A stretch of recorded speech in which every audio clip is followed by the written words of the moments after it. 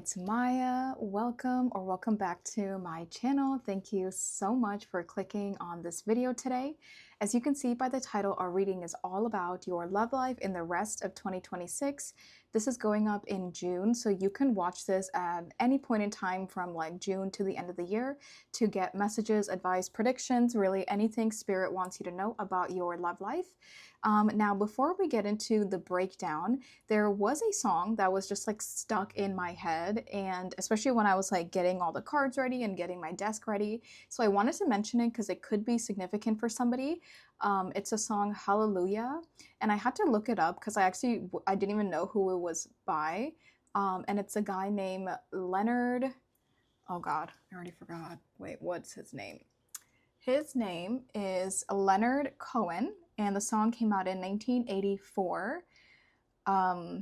So that could be significant. That song itself could be significant. It was just stuck in my head, and I was like trying to figure out how I know the song, because I never listened to that song specifically, but then I remembered that like growing up I was a huge Paramore fan, and back in the day they had a song called Hallelujah, and whenever Hayley Williams would perform it live, she would sing like the intro, or she would sing a part of that song by Leonard, and that's how I know that song. So like I don't know the entire song, but like the song that she would sing in her intro when she was doing her live shows, when she would sing that song, that's the part that was stuck in my head. So anything about that could be significant. That song, that man, that year, maybe Paramore, maybe Hayley Williams, maybe punk rock music when you were younger, I'm not sure. But I just wanted to mention that because it's like it just would not leave my head. So it could be significant for somebody. So let's get into the breakdown. So like I said, your love life in the rest of 2026, we're going to start off with an energy check. We're going to look at 4 different sections for like this. I'll explain this in more detail later. And then we'll see what's unfolding over time over the next 6 months. We'll get it in a timeline, advice on how to navigate your love life. And then at the end, we'll use the Hidden Truth Oracle if you have someone on your mind. And then we do have an extended today, but it's going to be decided for each group. One thing I really like about doing it like that is because, you know, I've noticed that like it's not a one size fits all for the extended. So I have my book and I'm going to just write down for each group whatever we think we should look at in the extended. So yeah, that's pretty much it, you guys. It's probably going to be a bit of an in-depth reading, so get cozy, get comfy. Okay, so there are 4 groups to choose from today. Each group has a different tarot deck, a different crystal, a different card that came out as I shuffled. Plus, I'm going to state the astrological placements for each card as well. So there are multiple ways for you to be drawn to your group. And then also keep in mind, you can watch as many as you want today. You know, you can even mix and match, especially because we're going to be looking at like the 4 different groups within a group. I mean, you can watch this however you want. Maybe there's a different group and part of it resonates and then part of it resonates in something else. Honestly, just take it however you want to. But yeah, let me go ahead and show you these options up close one by one. Group 1, this is the Wisdom Seekers Tarot. This is what the back looks like. And your crystal is this orange calcite. And your card is the High Priestess, and she is associated with the moon. Group 2, this is the How to Deal Tarot. This is what the back looks like. And your crystal is this blue obsidian. And your card is the Lovers. This is associated with Gemini. Group 3, this is the Antique Anatomy Tarot. This is what the back looks like. And your crystal is this Shivalingam stone. And your card is the Hermit. This is associated with Virgo. Group 4, this is the After Tarot tarot deck. This is what the back looks like.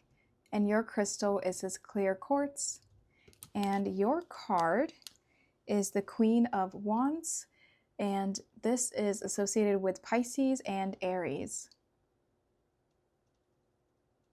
Okay, you guys, here are all of your options laid out for you side by side. It's really cool that we have 3 out of 4 major arcana, and then also another similarity is both of these cards are feminine and they're both sitting on some kind of like a throne, which I think is also very interesting. But yes, these are your cards laid out for you. Now, feel free to watch as many as you would like. You could be drawn to multiple groups, like I mentioned earlier, but take all the time you need. I'm going to get started with group number 1.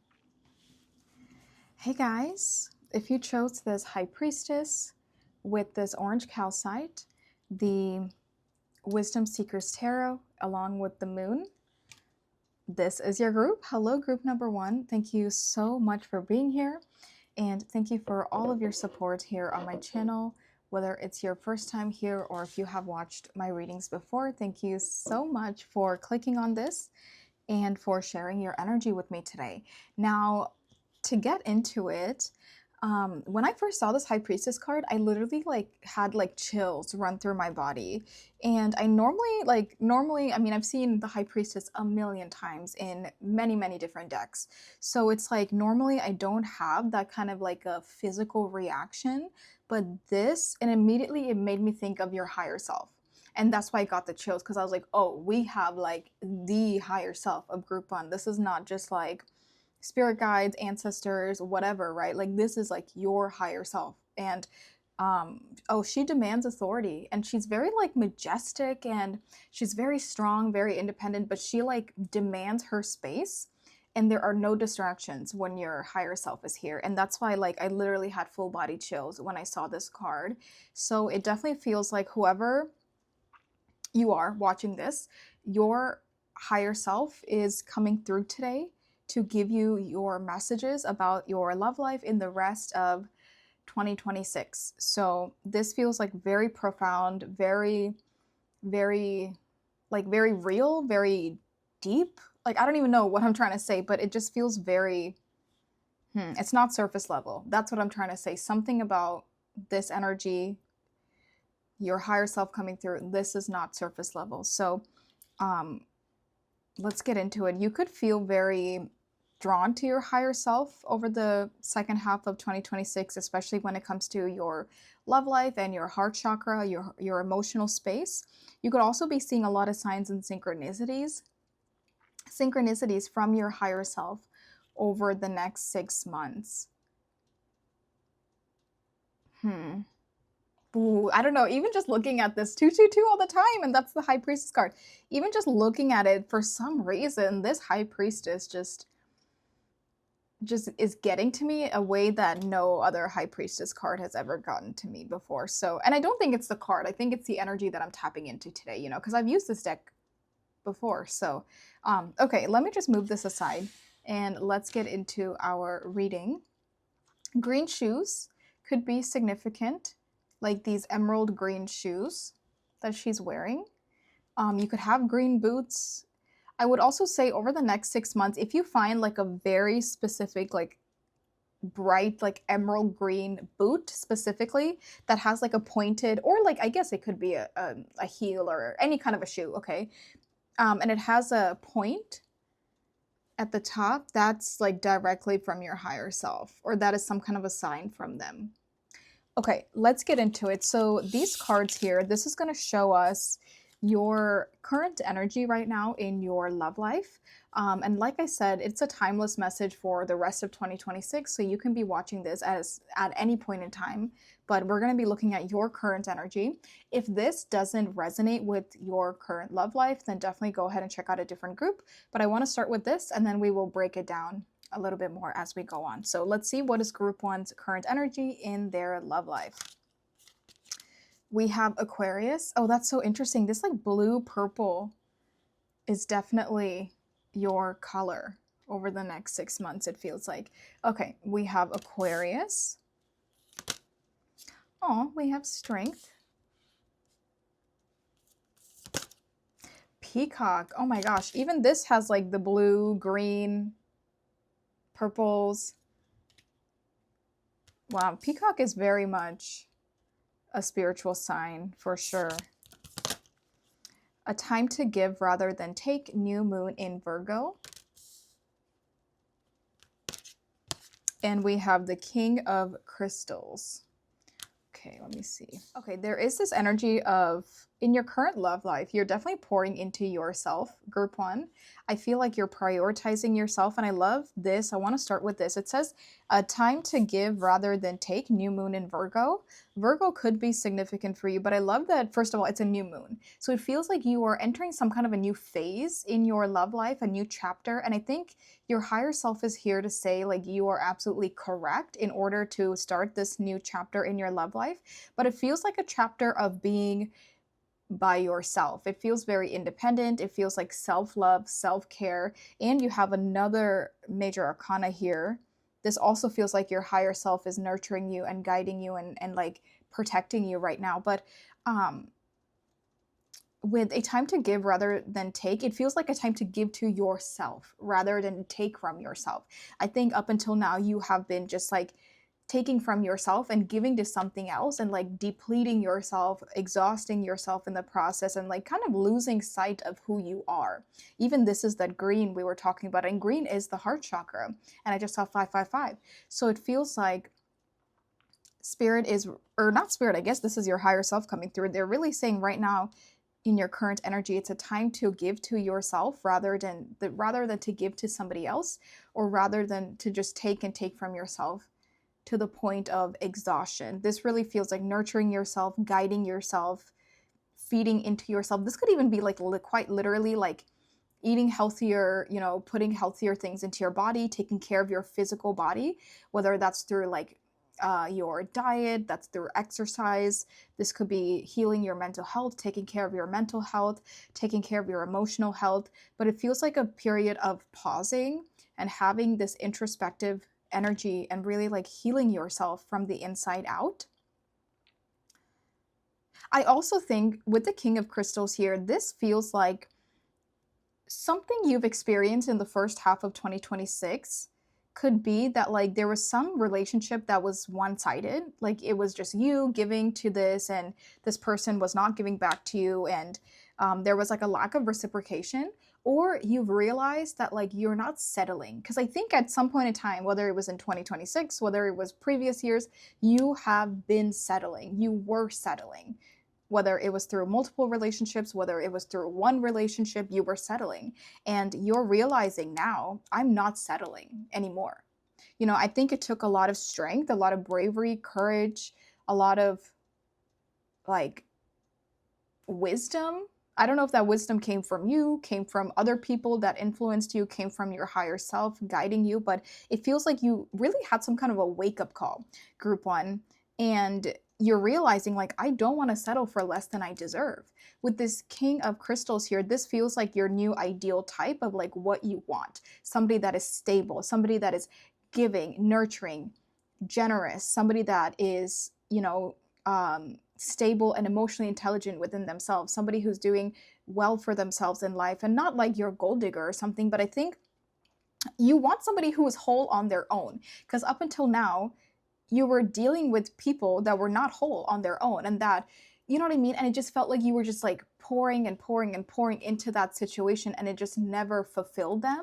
Because people have to be whole on their own before you get into a relationship, because you cannot make somebody whole.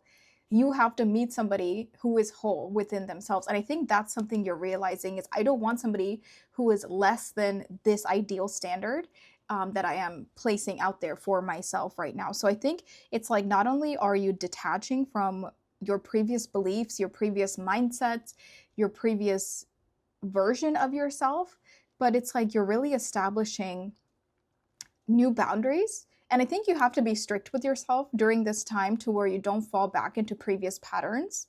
But even with this heart, it looks like their heart chakra is glowing in this card for the King of Crystals. I think you're also realizing that like you want somebody who is emotionally available. I think that's also part of this like new standard that you have for yourself, and emotionally intelligent. I think again, you've been just like dealing with immature people, people that were not emotionally intelligent, people that were not stable on their own, that were not whole on their own, and you were just giving and giving, trying to save them, or trying to just like do everything you can, but you lost yourself in the process. And now you're realizing like, okay, I have to have certain, like I have a certain type, and this person has to hit those these new expectations that I have in a partner. I think right now it's really a time of nurturing yourself. In your current energy, it doesn't feel like a time of others. It feels like a time about you. And I think that's very important. I think you already know this. I think your energy has already settled into this new you, into this new mindset, into this new way of like living. For some of you, maybe you're just entering it, and that's fine. Others of you, you could be in this energy for a while. That's also fine. But I think that the whole point of this is like you're entering this energy wherever you are on that spectrum. You're entering it, and that's how you kind of know this is your group. I love that we have so much green because that is your heart chakra colors. Um, hmm. Yeah, it really feels like everything that you were doing for somebody else in your love life, now you're taking that and putting that right back into you, which I really love to see that here. Now, if you do resonate with this and you do feel like you are dealing with somebody like this, then if you haven't detached from someone yet, then I think your higher self is really here to say, well, Groupon, like, think about it, right? I think it's time. I think it's time. And they're giving you very gentle nudges. I don't think your higher self is rough and rude and like aggressive. I think they're very soft and very caring. 1111 on my timer. They're very soft and caring and loving. And yeah, they're really saying to you, like, it's time, like, but they're very loving about it. They're not being aggressive to you. They're very much like this motherly figure. I think they nurture you a lot. They're coming through as a very strong feminine energy. And they're really like giving you so much warmth right now. And they're saying, like, you are good enough to detach from this. You are wise enough. You're strong enough. You're independent enough to detach from this. Because I think for the longest time you were questioning, like, can I be on my own? Am I strong enough to be on my own? Am I capable of taking care of myself? And they're saying, or your higher self is saying, well, yes, you're strong enough to take care of yourself because you took care of multiple people, or you took care of you and somebody else this entire time. If anything, it's a load being taken off of you. But it feels like you've already proven to yourself that you are good enough and that you can start this new chapter of your life alone and by yourself. Aquarius is 11th house energy. You could be finding advice online or like finding guidance online. For an example, even this reading could be an example of this, like, because the 11th house talks about the larger collective. So there could be people that you're finding online, like-minded people, support groups you're finding online. Something about it feels very specifically like long distance. So it doesn't feel like in your immediate surroundings you're finding this support system, but it feels like you're finding help online through the internet or through like long distance connections with people you're meeting here and there. But even like guidance online or guidance through the collective somehow, I think that's something that's very important right now. And I also think there's something about like viewing something objectively, viewing something from more of like a logical perspective, a realistic perspective, instead of just viewing something emotionally. Because I think, especially when you have such a big heart and you really care about someone, you can get so caught up in like acting out of your emotions, acting out of what your heart is saying to you, and denying what your mind is saying to you, what the logic, what the objective reasoning of the situation is saying to you. So I think that's also something that's very important in your current energy, is to view something objectively and to be able to like detach emotionally and kind of like have a good balance of like, okay, this is what my emotions are saying, but this is what the logic and the realistic scenario is saying to me. So I think that's also very important.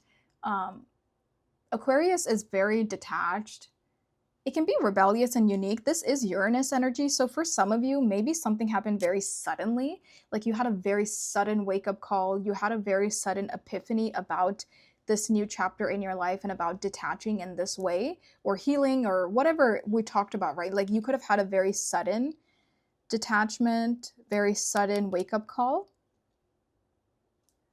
I will say, if you've been in this energy for a while, like for some of you, I think you could have recently had this wake-up call. for this new chapter. But if you've been in this, then I do think with the King of Crystals here, somebody is definitely in your orbit. I think not only is this like an ideal version of like your partner that you have in your mind, but I do think you're actively manifesting this, especially because you're like not dealing with less than what this is, right? So it's like you're opening up the space in your life and in your heart for this ideal partner to come in. So if you have been in this for a while, for those of you, I would definitely say that you're definitely manifesting and attracting somebody. For some of you, you could already be in this person's orbit because it feels like they are noticing you, but you're not noticing them. They're like admiring you. They're watching you from a distance, not in a creepy way, but like maybe you are in some kind of a situation where you're together, like work or school or even like the neighborhood. I don't know. It's not creepy though. But I will say, like, I don't think you're actively looking for a partner right now, but as you are in this energy of healing, you are catching somebody's eye and you don't notice it just yet. But there is somebody admiring you. And this feels like somebody who is very much this ideal version of who you want. And it's interesting because even this peacock is coming through as like a spirit guide. And it feels like your higher self and your spirit guide know that this person is in your orbit, or they know that this person's coming in, but they're not fully revealing it to you just yet. They feel like you still have to like finish like a certain timeline of being about you and healing and everything we talked about. You can't, it almost feels like you can't rush this chapter in your life, but it's like they know. Maybe they're sending you some signs here and there, but it's like your higher self, your spirit guides, they know that somebody is about to come into your life. Maybe they're already in your life, but they're not revealing it to you just yet. Also, it looks like this person has some kind of a flower crown on, and this also has this person has a flower crown on. This person has a literal crown on. So yeah, it really feels like this chapter is all about you. You are the number one priority. Even this peacock has something on their head. I do want to read what the peacock says. This is the guidebook, by the way. This is the deck I'm using for this. I want to see what it says for peacock. So it is on number 87. That could be significant for somebody. Peacock. We have beauty, integrity, virtue, a regal bird, imbued with honor and glory. The peacock embodies splendor and sophistication through its connection with beauty and reveals its power by showing its true colors. The peacock reminds you to live accordingly to your highest value and have the respect for yourself to move through the world with integrity and virtue. Your perspective is defined by a high set of morals. Isn't that what we're literally talking about? You're having a perspective shift. You're realizing you are good enough. You're finally pouring back into yourself. I feel like that's literally what this is saying. Which helps you navigate the world and hold your head up high when you encounter troubles. Summon the peacock to help you handle these situations with class, keeping your vibration high when dealing with low-level beings. And I was just saying that too, like you're not settling for the lower vibrational people in your love life. You've set new boundaries for just like the ideal partnership here. The peacock protects your appearance, projecting a composed air when you need it the most. Embody your royalty and claim your throne. I just said that! Oh my god. I just said all of these cards have a crown on their head and you are your number one priority. So like with the crown, that is royalty. And your card, your high priestess, is quite literally sitting on a throne. Oh my goodness. And I mentioned that in the intro. It's like, it's interesting this card is sitting on its throne. Okay. The peacock shows you the keys to your kingdom, and it's up to you to choose how to rule over it. Surround yourself with beautiful things and let yourself be pampered. You deserve it. Literally. That's literally what we're talking about. You're finally pouring into yourself. You're finally pampering yourself, taking care of yourself. I was also thinking about this message, how the peacock doesn't necessarily see its own beauty and see its own value or see its own worth sometimes, right? Like a peacock doesn't see itself, but everyone else sees it. And I think that's also something you are learning, is that you have this beauty, you have this energy that people love and people are gravitated towards, but you're always your own worst critic. And I think that's something very important. Is like the peacock is considered the most beautiful the most beautiful bird in the entire world. but it doesn't necessarily see itself. It doesn't see its reflection and think, oh, I am the most beautiful bird in the entire world. Oh, people worship me all over the world. No, it doesn't think that. And I think that is very symbolic for like how you might feel about yourself sometimes, or even like how you break out of those limiting beliefs, is realizing that a lot of people around you, everyone around you, sees things about you that you don't necessarily see yourself. Okay, that's what I'm seeing here, you guys. You could have Aquarius in your chart, like an prominent Aquarius placement. You could have King of Pentacles is Aries and Taurus energy. We also have Virgo, and then we have Leo, and then we have the moon. So mix and match any of these astrological placements if needed. Okay, so now we're gonna go in with another deck, and I want to answer the 4 questions of single. Okay, let me clarify what this is. So pretty much, depending on whatever your scenario is, there's 4 groups. There is single with no person on your mind. There is single with a person on your mind. There is in a relationship. And then there's the 4th category of it's complicated. So you can watch as many as you want. You can also skip to whatever your category is in your current love life. I'm going to leave the timestamps in the description, but if you feel drawn to watch all of them, that's totally fine. But we're going to break it down, and I'm going to get a specific personalized message for each like category pretty much, and then after that we will go in with the deck you chose, and then we'll kind of all come back together, you know. But we're gonna do this individual part right now. So first I'm gonna start off with single with no person. If you want to skip, definitely check out the timestamps below. Let's see, for group 1, group 1's personalized messages. This deck is fun to shuffle. Okay, group 1's personalized messages. First, let's look at group 1's energy for those who are single with no person on their mind. Single with no person on their mind. Queen of Swords, I love it. Okay, Queen of Swords is Virgo and Libra energy. So we have Virgo out here twice now. But yeah, this is a very, very independent energy with the Queen of Swords. Somebody who is highly logical. They're very detached from their emotions, or at least they know how to balance their emotions and their logic. The Queen of Swords sets healthy boundaries, not only with others, but also with herself.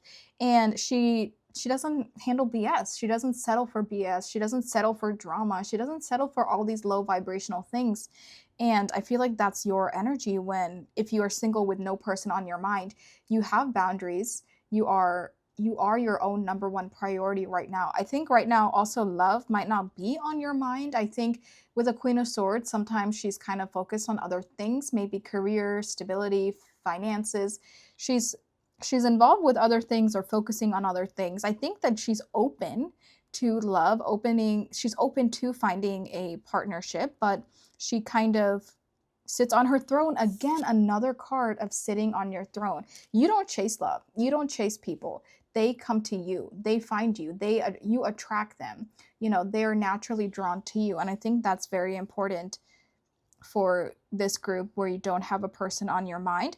I also do think that you really don't have someone on your mind. I think that if you've had past relationships and connections, you've definitely healed from them at this point. I think that your heart and your mind is completely vacant when it comes to a partnership.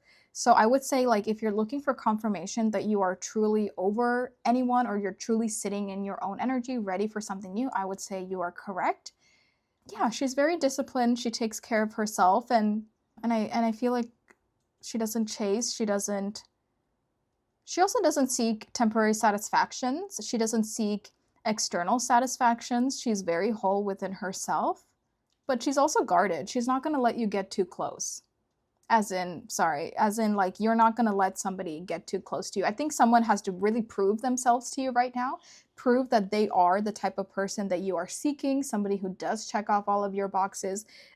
You're not just going to let just anyone in. You're keeping people at sword's length. And they really have to prove why they deserve to be in your life. And I do think that your your mental health feels a lot better too right now if you really don't have anyone on your mind. But yeah, people have to prove themselves to be a part of your life. And again, she's sitting with a crown. I love it. Almost all of these cards that have a feminine energy on them, they're wearing a crown. Also, there's an infinity sign on that, and then there's an infinity sign on that card too.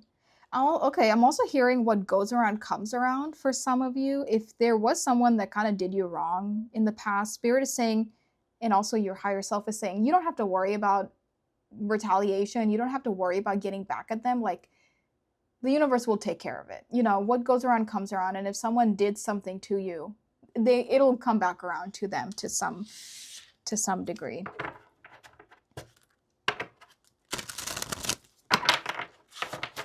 Okay, I like this. I think that's pretty much it. I also think you're looking at the greater perspective in life right now. You're not getting tunnel visioned in love. Okay, so next let's look at if you're single, but you do have a person on your mind. For group 1, those that are single with a person, a romantic interest on their mind, or just a person in general. Those who are single with a person on their mind for group 1. Okay, 10 of Swords. 10 of Swords is Gemini.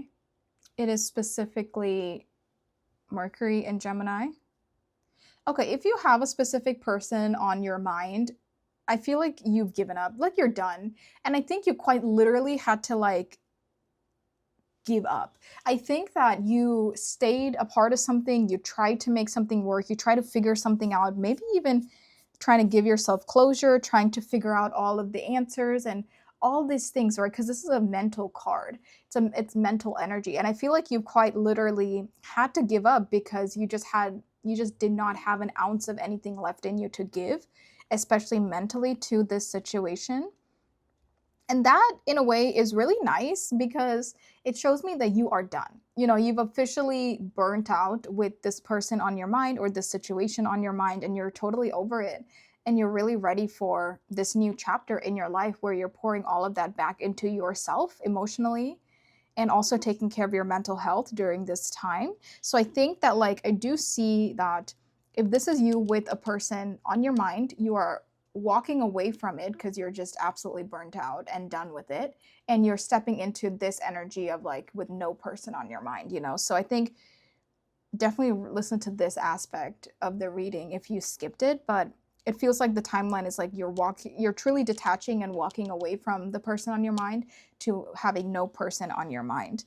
I think that this scenario, I also feel like you've never been so mentally burnt out. Like you've never been so mentally drained and mentally exhausted before. And I think that it's also taught you that like you can't be pouring so much into somebody. You can't be, you know, giving so much of your mind, maybe mind, body, and spirit to somebody. But the Ten of Swords is a card about an ending, a painful ending, but this is really giving me burnt out, especially with the way this person is just kind of laying there. It just feels like I'm so done with it.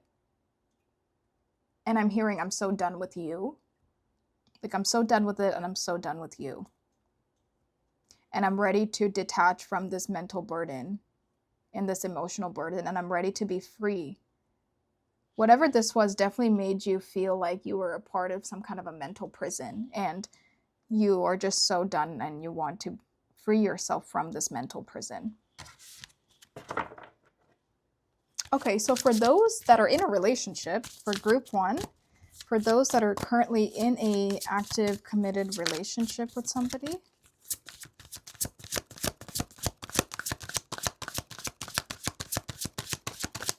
those that are in an active, committed relationship with someone, 4 of Cups. Yeah, I will say that like this energy is very specific. I do think for most of this scenario here for group 1, there is an energy of detaching, like I've been saying. With the 4 of Cups, this is Cancer. This is Moon in Cancer specifically, which very much makes me think of the High Priestess card here.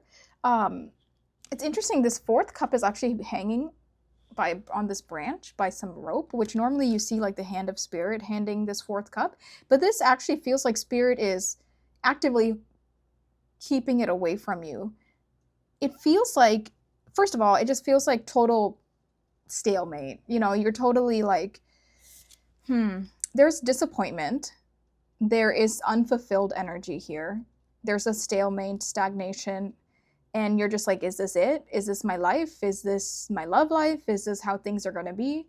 And I think spirit is purposely withholding something here because they want you to actively move away from this. But the reason they're not handing this blessing or this new chapter or this new person to you just yet is because you have to consciously, emotionally, spiritually, you have to make the decision to walk away from someone right now.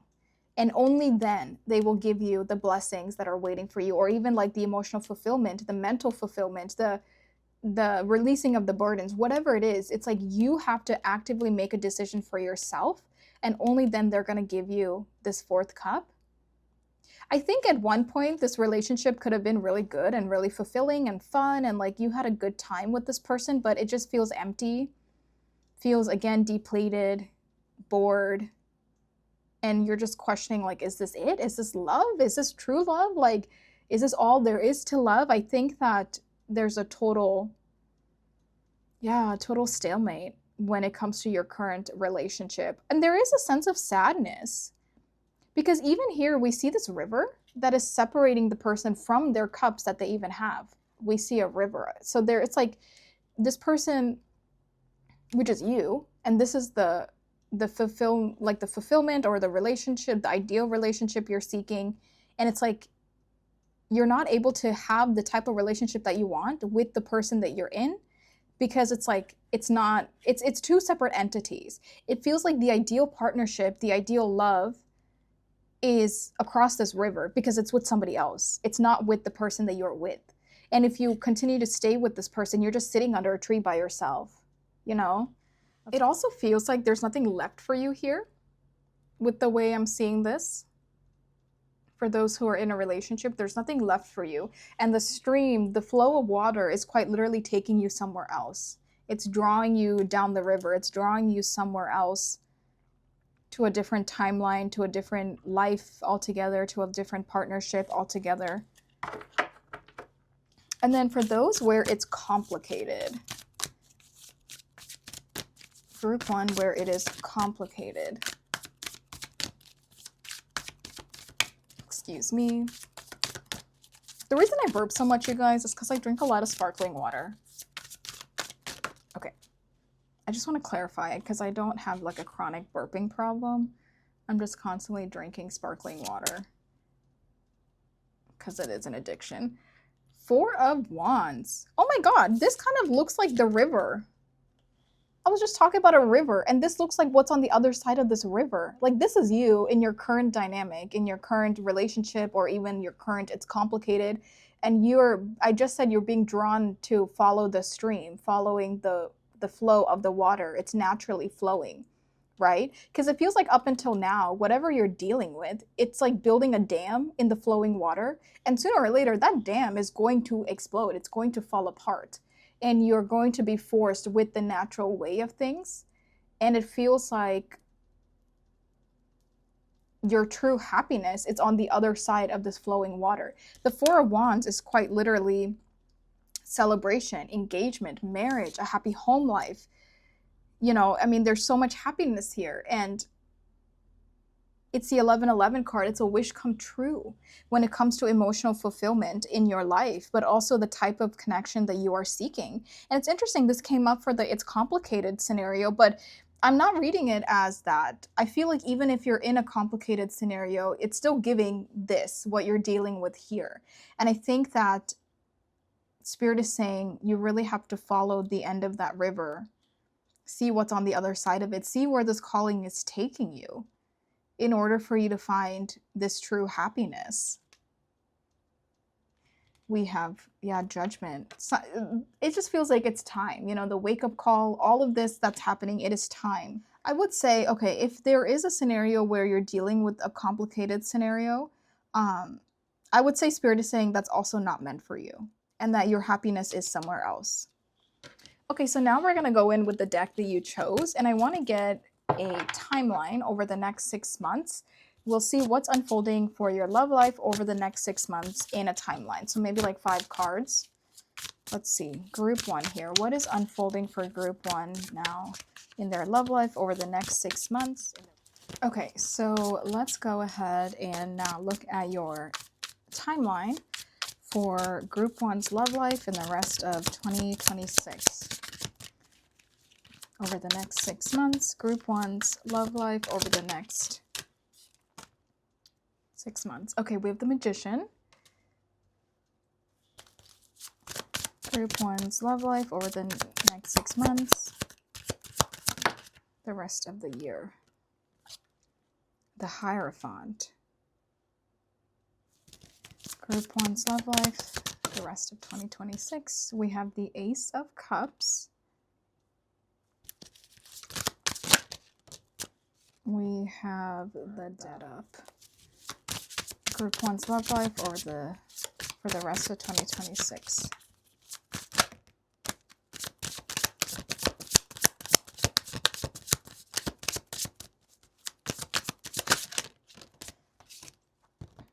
King of Wands.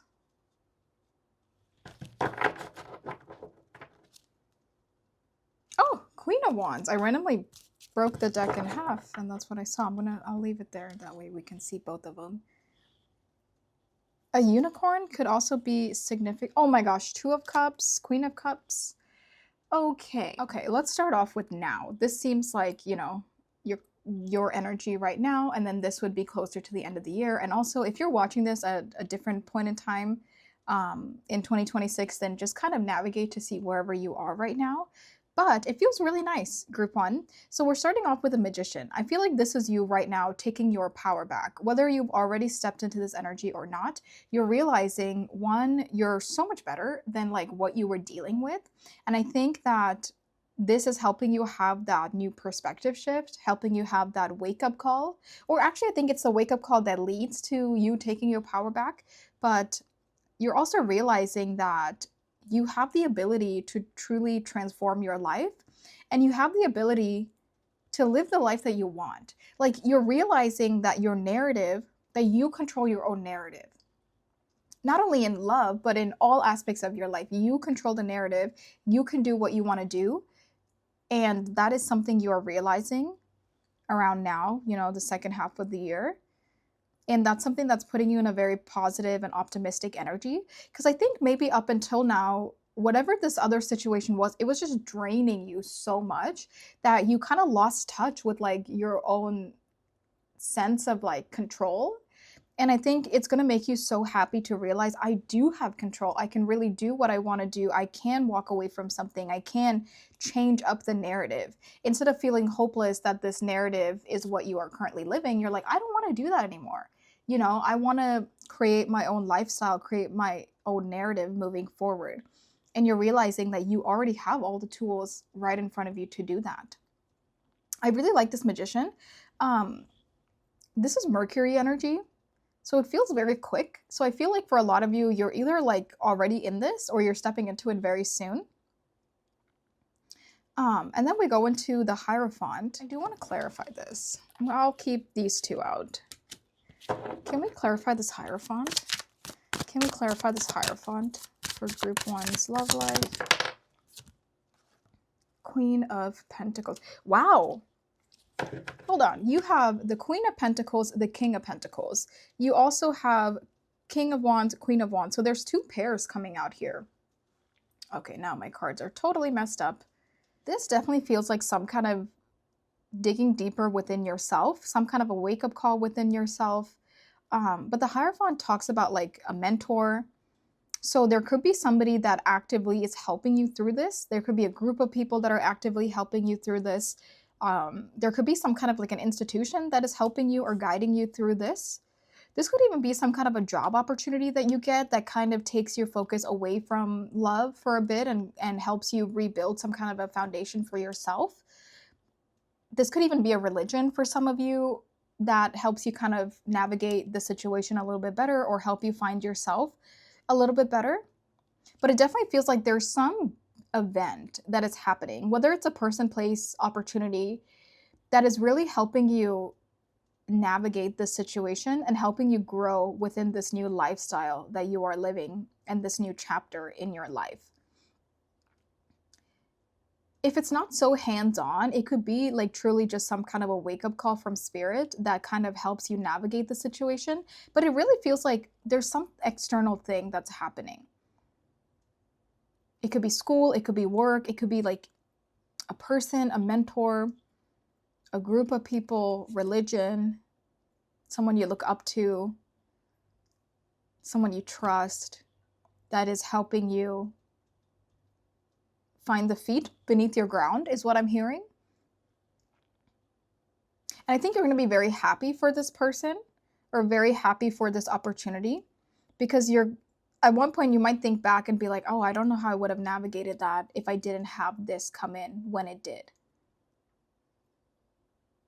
And I love that it leads into the Ace of Cups, because it does show that at this point in your life, maybe like, what are we in now? June? Maybe like September, October, maybe like October timeframe, your heart is finally opening up again. Not that it was closed off, but I think there is something that is making your heart open up, especially because we also have the Two of Cups, and it feels like there's some kind of a person that you could be meeting that really matches you. And we have two couples to show that with the Two of Cups. So it does feel like closer to that October end of year timeframe, you're meeting somebody. Or there's the potential for something to grow between you and somebody. Now, you could meet them either through work or studies, or you can meet them at a distance, so like online somehow. But the way this cup is sitting on a table, it really does feel like, and even this is a river. Oh my God, there's something prominent about a river, you guys. Maybe you live by a river. Maybe for some of you, there's literally like a message to go to a body of water because maybe this person is there, or like to literally follow that river if there is a literal one. But here again, it's like the river that you were ignoring intuitively is leading to the river of this person coming into your life and this new love opportunity. For some of you, there could be some kind of like a work or travel or school opportunity that like has you going somewhere that has to do with like a body of water. Maybe that's like a physical opportunity you've been dismissing for a while, and that's like the one thing that would take you to where you need to go.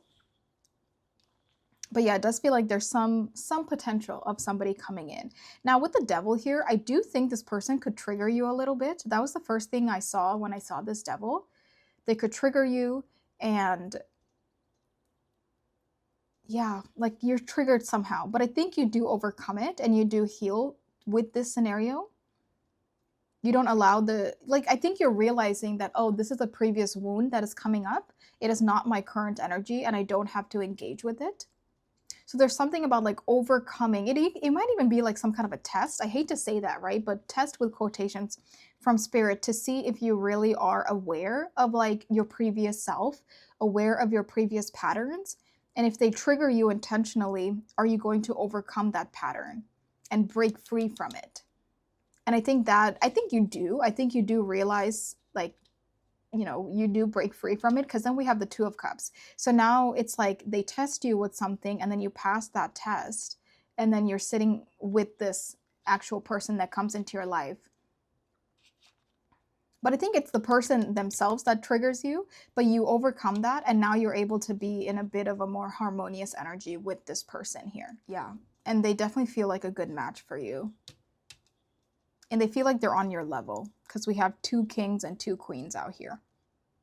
Okay, that's what I'm seeing for now to the end of the year. So it feels good. It feels like the first 3 months are more healing and still like figuring yourself out, working on yourself. And the second half of those 3 months are more so when somebody is coming in. Okay, let's get some advice on how to navigate your love life. Advice on how can group 1 navigate their love life from now to the end of the year.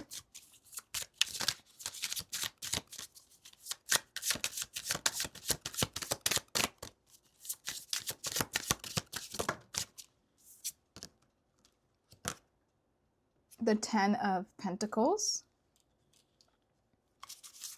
Let's clarify. Oh, the Lovers. Oh, that's so cute. Ten of Pentacles and the Lovers. Ten of Pentacles is literally like long-term stability. It's about generational wealth. It's about a family legacy. It's about commitment. It's about really like making it with someone, you know, really building that foundation with someone. And then we have the Lovers.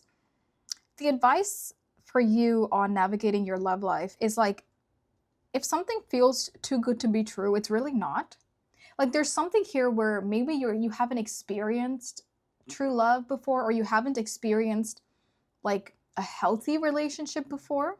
And they're saying that when somebody does come in, it's not too good to be true. That is part of a learning curve for you to experience of like, oh, like a relationship like this can exist. Somebody can love me this way. Somebody can treat me this way.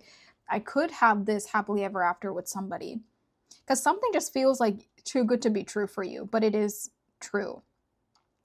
And Spirit is saying there is somebody here. There is somebody coming in, and because you're working on yourself, that is what is attracting this person to come in from now to the end of the year. There's also this message of like, you don't have to do anything. You don't have to go out of your way to chase them down.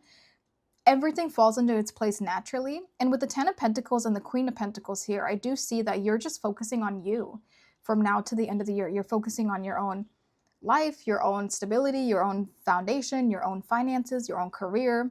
Whatever it is, you're doing it for you. And because of that, energetically, you are manifesting and attracting the soulmate or this partnership into your life. There is nothing you have to do to go and get them. They will naturally find you, and they absolutely adore you. Yeah. So that's really nice.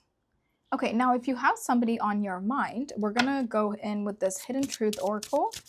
Now, you don't have to stay for this, because this usually always feels like somebody, these kind of always give like breakup messages, but if there is somebody on your mind that you want any message from, go ahead and think about them. What do they have to say to you? I hid who I really am from you. I'm starting to understand our connection. I just heard you snooze, you lose. Like somebody just took too long. You know, like you can't stay around forever. You can't give into something forever.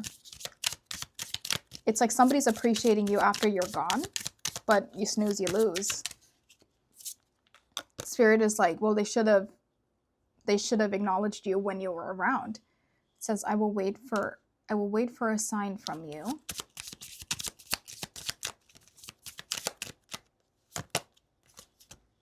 We both know I'm not the one for you.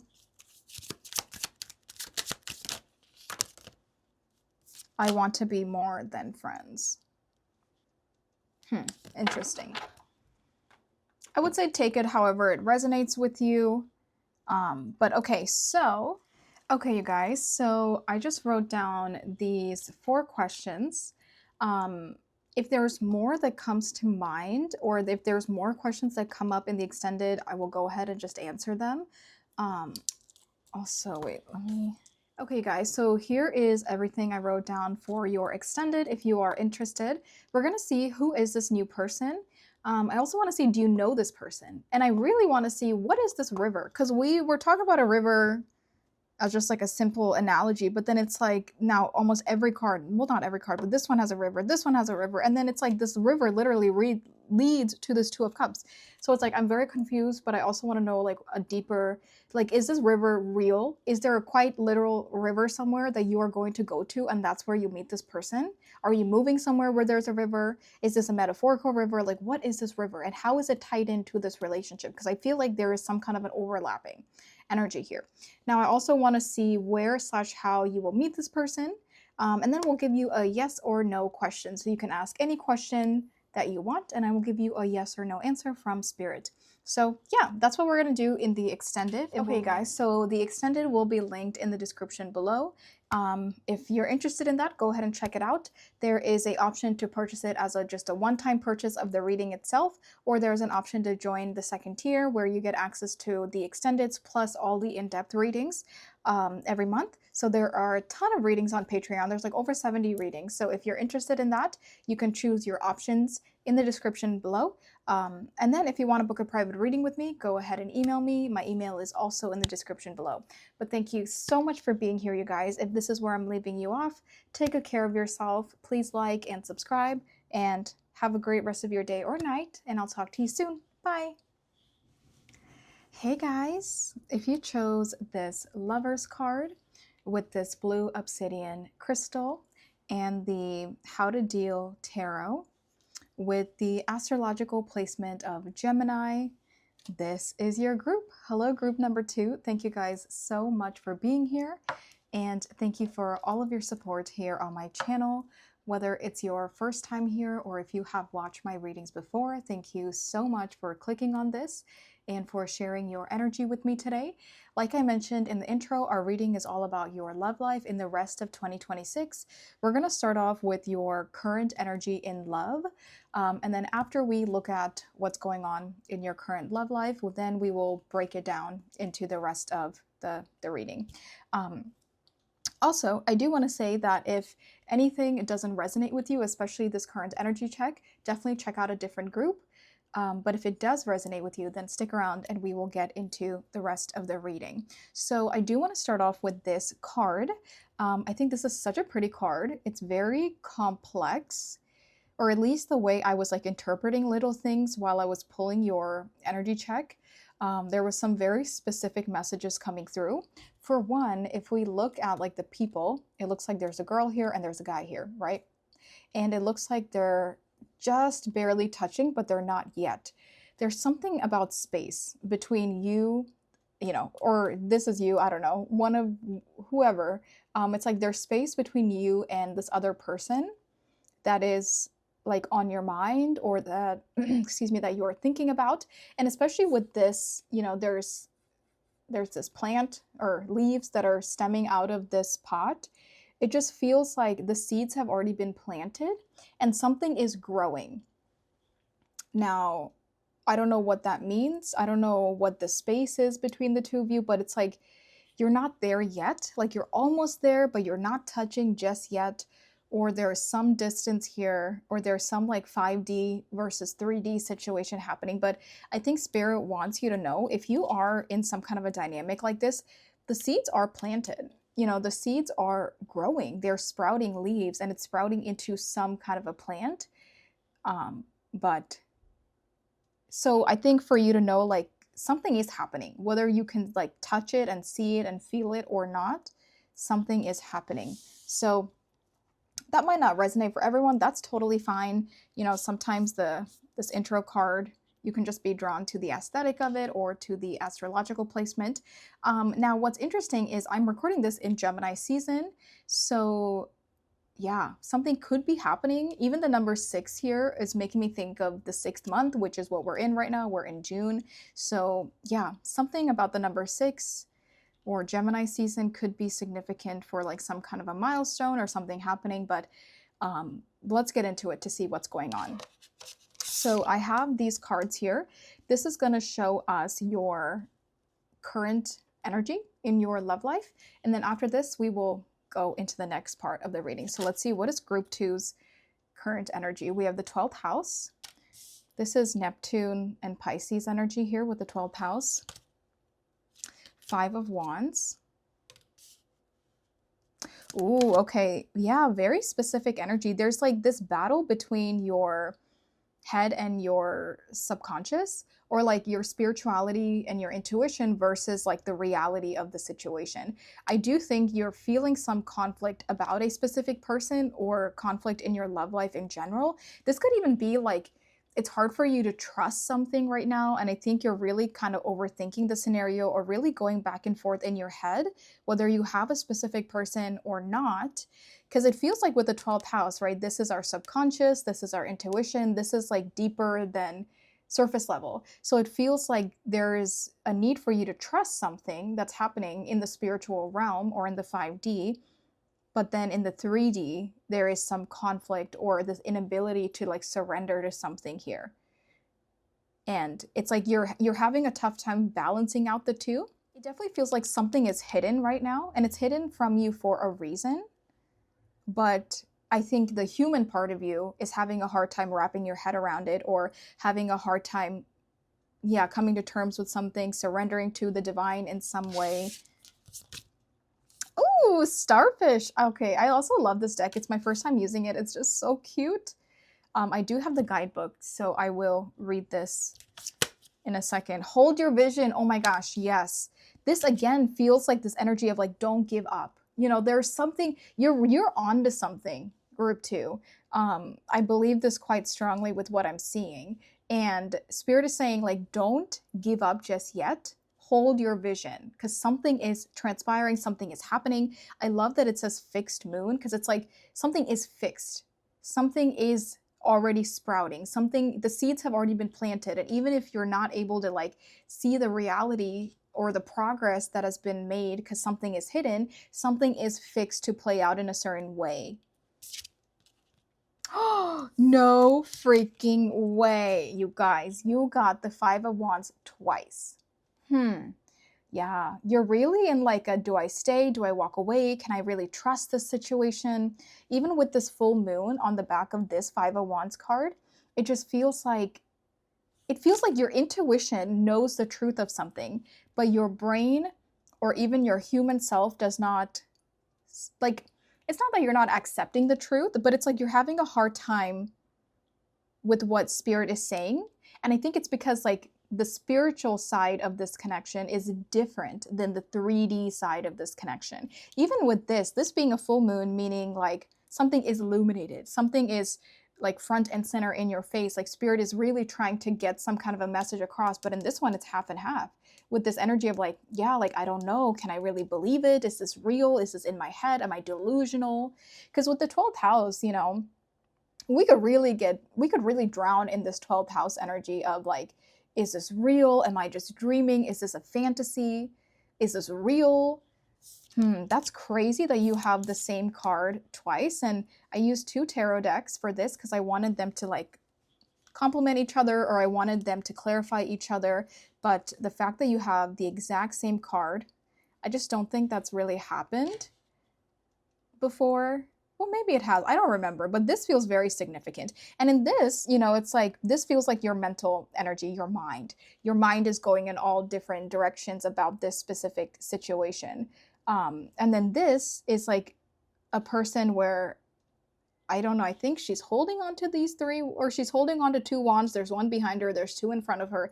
This, and especially with the way her back is turned to the full moon, which is maybe her intuition, or it's maybe the spiritual side of something. It's like she's turning her back to it because she's getting really boggled down in her mind, in her logic, in the reality of a situation here. This is Leo energy. It's specifically Saturn in Leo. What's interesting is you could also have some Earth in your chart. Maybe you have a lot of Earth energy, but Saturn is Capricorn energy. It's very structured. It's set in stone. It's very disciplined. It's about the long haul, right? It's about the brick by brick. But then Leo is very exciting and fiery and spontaneous and passionate. And there's like this clash, because I think with Saturn, your brain wants to like move in a way of like, okay, this is logical, this is realistic, this is like set in stone, this is going to give me long-term results, because Capricorn hates, you know, when it doesn't get return on investment. So it's like you want to proceed something in that way. But then Leo being this exciting, spontaneous energy, I think you're just really like torn between like, what is this? What's going on? Can I believe it? Can I trust it? Is it real? Is it in my head? Is this just a fantasy? Let me get the guidebook for this. Okay, this is the deck, by the way, and I just love this deck and I love this guidebook. Okay, Starfish is on number 121. That could be a specific number for someone. 121 also makes me think of like January 21st or February 11th, or yeah, that's it. Okay. Starfish. So we have regeneration, shine, brilliance. Shining bright, the starfish twinkles celestial beams of luck, fortune, and inspiration. The starfish guides you towards embracing your unique qualities, reminding you that you're truly special and it is okay to be different from everyone else. If you're facing challenges around being misunderstood and of feeling like you don't belong, the starfish gently reminds you that you're not alone in this experience. The more you share your light, the more you attract people who can understand, relate to, and cheer you on. The starfish has the ability to regenerate missing limbs and recover from dire situations. You have this ability too, so do not fear losing your identity or your inner circle. Those parts of you will regenerate and shape into the person you're becoming. The most authentic version of you is yet to come. The starfish is here to support you along the way. Interesting. Okay. Regeneration? This also just feels like standing in your truth about something here.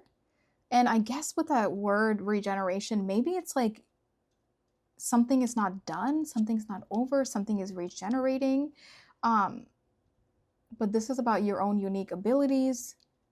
One thing that's really standing out to me is the 5 legs, tentacles. I don't know what the heck these are called, but it's like you have 5 of wands out here twice, and then you have the 5 on the starfish, which is interesting. And 5 is the number of change.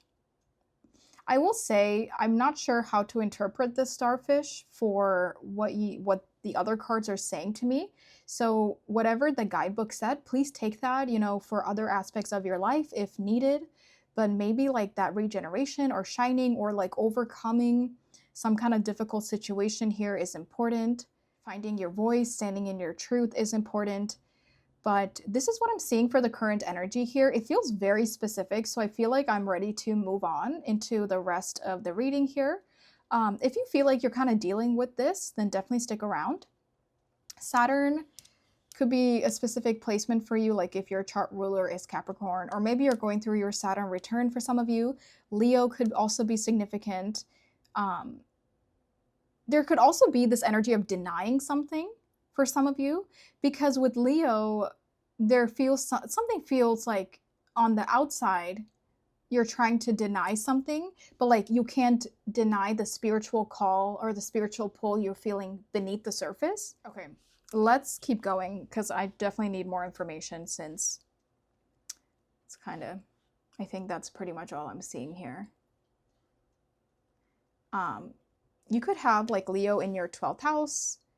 You could have Leo in your 5th house. You could have Saturn in your 12th house. Okay, so now I'm gonna go in for the 4 different like mini readings. So what we're gonna do is I'm gonna pull first for single with no person on your mind. So say you like are feeling conflicted in your love life and you feel like there is a spiritual pull to a soulmate, but like it's not adding up to your reality. We'll look at spirit or single with a person on your mind. And then we'll look at if you're in a relationship with somebody, and then we'll look at it's complicated. So there's going to be timestamps in the description. You can skip if you don't want to watch all of them. If you do want to watch all of them, that's totally fine. So let's dig a little, whoopsies, dig a little deeper and see what's going on here.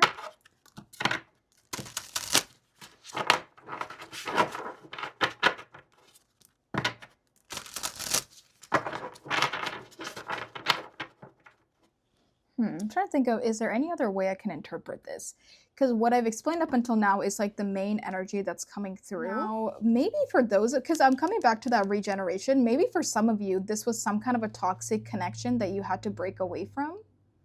And you're wondering, why did I experience this? That's not going to be for everyone, because I do think for some of you, it's not toxic. But for some of you, if you feel like you experienced something, that was intense, toxic, heartbreaking, and you're wondering, why did spirit put me through something like this? Because you have to like overcome and like regenerate yourself from that experience to like start over. For some of you, I don't think that's for everyone though. Okay, so first let's look at if you're single with no person on your mind. For group 2 here, who is single with no person on their mind. Page of Swords. Okay, let's go ahead and see if you're single with no person on your mind. Group 2, who are single with no person on their mind.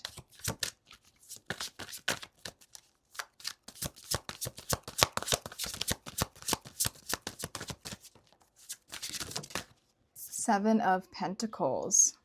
This is Saturn in Taurus, so that's interesting. We have Saturn out here twice. Saturn could be significant to you somehow right now in your life, or at some point in 2026, or at some point in your love life. It also looks like peaches on this tree, so maybe like a peach tree could be significant for someone here, or peaches in general. For single with no person on your mind, you have the Seven of Pentacles. I think you're definitely focusing on your long-term stability, long-term, finances, just like investing in yourself long-term. But I do think for some of you, you're like kind of ready for someone to come in, because this almost is giving kind of like boredom in a sense of like, well, I'm just working, I'm just doing my own thing. And, where is this person? And I think for a lot of you, something just hasn't materialized yet in your love life. And I think, again, there's this like spiritual pull to something, but because it's not aligning with your physical 3D world, I think there's some confusion about it. There's even some, not like denial, but like there's a dismissal of it. And anytime you do see signs and synchronicities, you're like, whatever, you're like, oh, sure. Like I think you're just kind of dismissing something, but I think the reason you're confused is because you feel that pull, but that pull right now is not leading you somewhere, which I think is what's so confusing about this energy here. But I do think if you don't have a person on your mind, you're very independent right now, very self-sufficient, really just taking care of yourself, focusing on yourself. For some of you, you could have experienced some kind of a toxic relationship in the past, and that's made you a little hesitant about pursuing new relationships moving forward. But it feels like right now, yeah, like you take care of yourself, you really do well for yourself right now. And I think you're also just kind of focused on your stability, your finances, your career, your independence. And that's kind of what you've been doing. I think you've been doing this for a while. And I think you are open to love. I think you're open to finding somebody. I just don't think you found your match. Or it's like the person you're looking for, you haven't found them yet. Or again, there's this cynical energy of like, I don't even know if this person exists. Like, do I even have a soulmate? Especially if you're like older and you haven't found somebody yet. And that could also be what this energy is talking about too, because say like you're not that you're like dismissing somebody coming in, but you're like kind of annoyed with spirit. You're like, well, do I have somebody? Are you going to give me someone? It's almost like I've been waiting for a long time. I've been single, I've healed, and I think there's just some frustration with this 12th house and with spirit here on like, do I even have somebody? Is somebody even going to come in? And you're almost like becoming impatient or really losing hope to some extent. And I think that's why it's kind of tough for you to like stay optimistic and hold your vision that maybe I do have a partner, I do have a soulmate, because there's some friction between like you and what you're trusting in the universe right now. Probably because it's taken a long time, so it makes sense, It makes sense you would feel impatient. Okay, so now for those who are single with a person on your mind, what's going on here? Single with a person on their mind.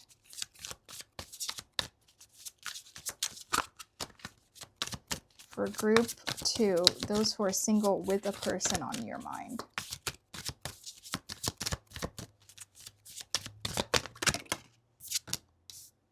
Six of Pentacles. This is also Taurus energy. Lots of Earth coming out today for this group. This is Moon in Taurus. Okay, for those who are single with a person on your mind, you could be waiting for something in return. Like you gave this person something, you did something, and maybe you communicated, you did something, and the ball is like in their court, and you're waiting on them to reciprocate, you're waiting on them to like balance the scales. You're waiting on something in return from them. You could have, if you know this person and you've like known them for a while, maybe you've invested a lot of time and effort and emotions and all this stuff, right? Maybe even physically, you could have invested into this person or into this connection, and you're waiting on the return from spirit. Either you're waiting on a return from them or from spirit or from both, because it feels like you did a lot or you did a good amount up until now, and you're waiting on them to repay you or like reciprocate in some way, give back to you in some way. If you have a connection or some kind of a friendship or relationship with this person, you could have felt like you really helped them out financially too, for some of you, and you're waiting on them to not necessarily like pay you back, but you're waiting on them to like realize what you did for them, or waiting on them to like appreciate you, or to just kind of give you some kind of a kind gesture in return. Like, I don't necessarily think you're waiting on them to like pay you back physically, but it's almost like you're waiting on something in return from someone here, the person on your mind. And it also feels like maybe you've done as much as you can do, and it like something is really in their court now. Taurus is also a slow energy, so maybe you've been waiting for a while, or you're like kind of losing patience on the situation. You're like, okay, maybe this is not going anywhere, maybe I should give up. But even if you feel this way, I do think still I think for all groups here, there's some like intuitive energy that's like keeping you around, that's not fully letting you detach. Okay, that was very straightforward. So for those who are in an actual relationship with someone here, for those who are in a relationship here for group 2, what's going on with them? 4 of Swords. Okay, I want to clarify. Can we clarify this 4 of Swords? I saw the 10 of Wands. Can we clarify this 4 of Swords for those who are in a relationship? Oh my goodness! The 5 of Wands again. You have the 5 of Wands from 3 different tarot decks. So I think this is a very prominent, strong energy for those who are in an active relationship with somebody. And I think you're really like questioning, like, you know, what's going on. Okay, yeah, this is crazy that this card is out here 3 times. So for those of you who are in a relationship with someone, you could definitely be feeling that mental conflict, that emotional conflict. The 4 of Swords talks about a period of rest. So you could be like on some kind of a break. I'm thinking about friends where they're on a break, but this feels definitely a little bit heavier than the other 2 sections here, because I think you're trying to figure out, like, what do I do? Do I stay? Do I leave? Why did something happen the way it did? And for those of you who feel like you're in a turbulent situation, but you still feel like a strong intuitive pull to this person or to this connection, I think you're trying to make sense of it. Excuse me. You're trying to make sense of it because you're just like, you know, like, why did we experience this? Why is there hardship? Why, you know, why do I still feel pulled to this person even if there's conflict here? Like, what is going on? But I do think, you know, the 4 of Swords, not only is it a period of rest, but it's also a period of healing. So I do think you're healing something. You're either healing like your relationship with this person, if you're trying to make it work. You're healing the conflict of whatever this conflict is that has come up for you. Or you're like in a separation trying to understand the deeper meaning here, the bigger picture, or even understand that spiritual pull. But this feels heavy. So it does feel like you're kind of going through a lot for those of you who are actively with this person here. And then for those that are in a it's complicated situation, let's see what is going on here for those that are in a it's complicated situation for group 2.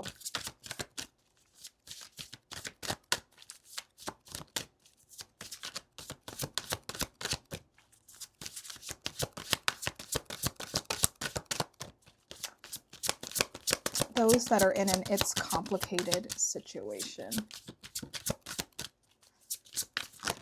Okay.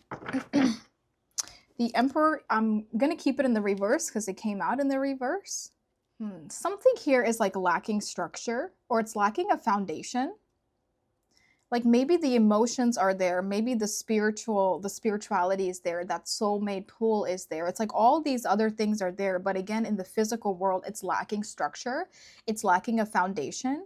And because of that, you just don't know like where things are going and what's happening. So I think even for this, it's complicated energy. You're in this limbo of like, what do I do? Where do I go? Is this real? Is this in my head? Will this turn into something more? Will it not? So yeah, I would say these two seem to have an overlapping energy. And I would say the more intense side of this energy is probably felt by those that are in a group. I mean, in a relationship. But please take the other messages I meant for you. What am I saying, you guys? I'm like actually losing it. Take the other messages that I mentioned, because if you're not in a relationship, if you're not in its complicated situation, then just ignore this, right? Because these seem very different. This feels good. It doesn't feel bad or heavy. This also, I mean, you're trying to figure out the situation, but it also doesn't feel heavy. So this definitely feels a little bit different. Now, let's get into the deck you chose. I really like this deck. I just got it a few days ago.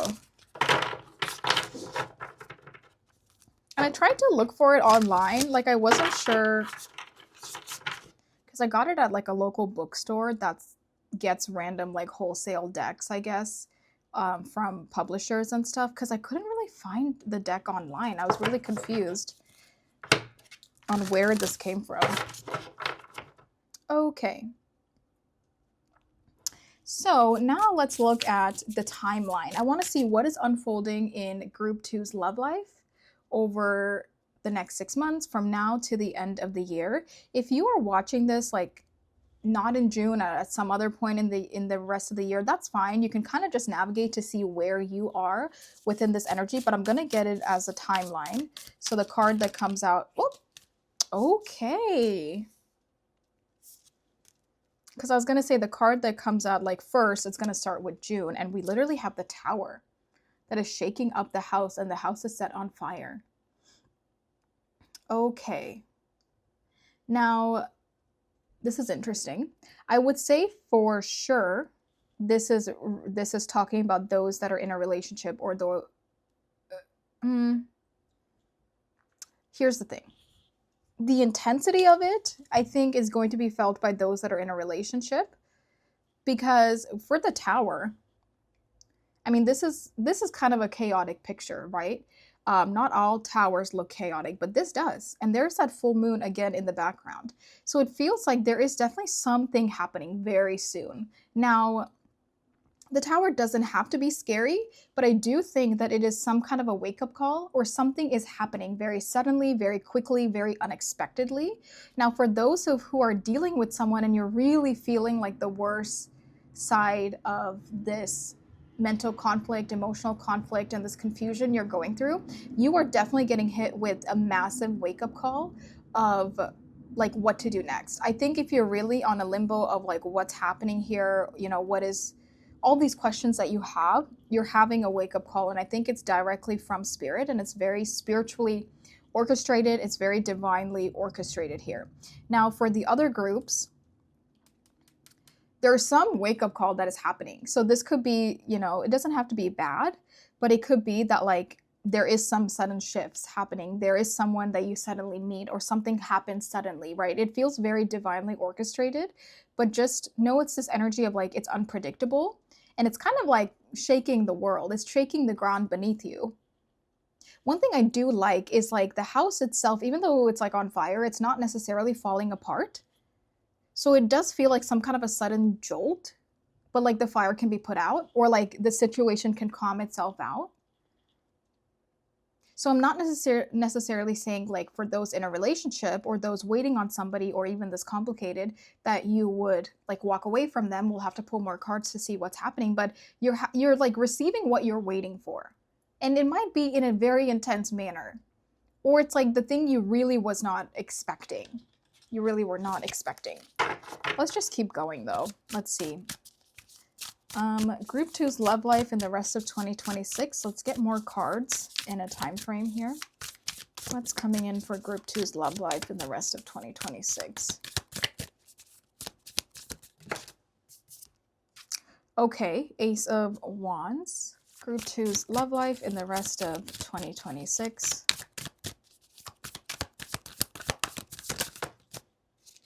King of Cups. Okay. Group two's love life in the rest of 2026.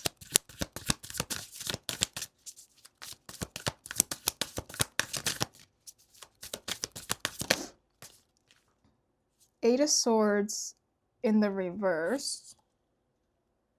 Six of Swords in the or Six of Pentacles in the reverse. Is this in the reverse or is this upright? Okay, let's keep going. Group two's love life in the rest of 2026. Oh my gosh, it's your intro card. Group two's love life in the rest of 2026. The Death card. Bottom of the deck we have Eight of Wands. You know what's so interesting? There's definitely some kind of like a death and rebirth situation coming into your love life. Group two. And I think that's this massive wake-up call that is happening. I think this wake-up call will be different for different people watching this. So for some of you, this wake-up call is like directly tied to this King of Cups that is coming into your love life or is already in your love life, or it could be the person that's on your mind. But I will say for those of you who are experiencing like a kind of a toxic or a negative connection, and you feel like you just don't want to be a part of it anymore, then I would say for you, this King of Cups is probably a new person. I guess you could say for some of you, maybe it's like the current relationship getting better. This current person you're in a relationship with is improving somehow. The dynamic is improving somehow. They're healing something and that's improving the overall dynamic somehow. But I do think that like if you're really dealing with a bad, toxic, downright, this is not a good relationship and you need to get out of it, then I would say this is a new person and it's a new connection coming in. But the fact that we have your intro card here, this does confirm to me that like if you are feeling some kind of a spiritual pull to somebody, whether you know them or you don't, I do think you're on to something. And I think that the momentum is really, or the energy is gaining momentum very quickly. We have the Four of Cups in the reverse and the Eight of Wands. This feels like you're coming out of that stagnation. And you know, I think it's happening very suddenly, unexpectedly at first, and it might be a little intense, your emotions, and things are going to be running high, I think, when this does kind of transpire into your 3D. There could even be, it could even be so like intense because it's some kind of a massive confirmation that you were already sensing intuitively for a long time. And then suddenly it happens, right? Like say you were feeling this soulmate pull for a very, very long time and you kept denying it and you kept trying to hide from it, dismiss it, run away from it, shut it out. And then suddenly this person just like plops in front of your life out of nowhere. Or like the thing that spirit was saying to you subconsciously and intuitively, oh, like this is going to happen, or like they're going to do this, it happens. Like something here is being taken out of the spiritual world and being put into your physical world, and it is causing you a major, major shock, and it is shaken up the ground beneath your feet. Now, this is the first card that came out, so I feel like this is happening now, very soon, in the month of June. We were even talking about how this Gemini with the number 6 is June, so like something, and even this is 16. The next 6 to 16 days, June 16th, you know, like something is happening very soon because this is the first card that came out. Now, like I said, take it either way because this could be a new connection coming in if you don't want to be a part of your current relationship, or this could be the person on your mind. Then we have the Ace of Wands, which is really nice because it does show me that whatever like this tower moment is, it doesn't last very long, but it's also not like you're not spiraling out of control. Your life is not falling apart. It's a sudden jolt of electricity to you, but with the Ace of Wands here, you're gonna bounce from it very soon and very quickly and almost even like effortlessly. Like something just fell into place, which is why it felt kind of chaotic when it happened, but it is leading to some kind of a new beginning here, some kind of a new chapter in your love life. So if you feel like something's happening from now to the end of the year, I feel like you're onto something here, group 2. And I feel like it could be something little, like little communication or, you know, meeting somebody or whether you know them or not, like meeting them or getting to know them or spending time with them, like something just gives you that spark and that excitement back about your love life, which is also really nice. But it feels like little gestures, little things here and there, you know, um, like this person, like you're not just going to get married in a month, you know, but it feels little, like fun dates, activities, spending time with this person on your mind. Excuse me, but something feels like it's being rejuvenated for sure, like something is coming back to life. Or this is like this epiphany for you.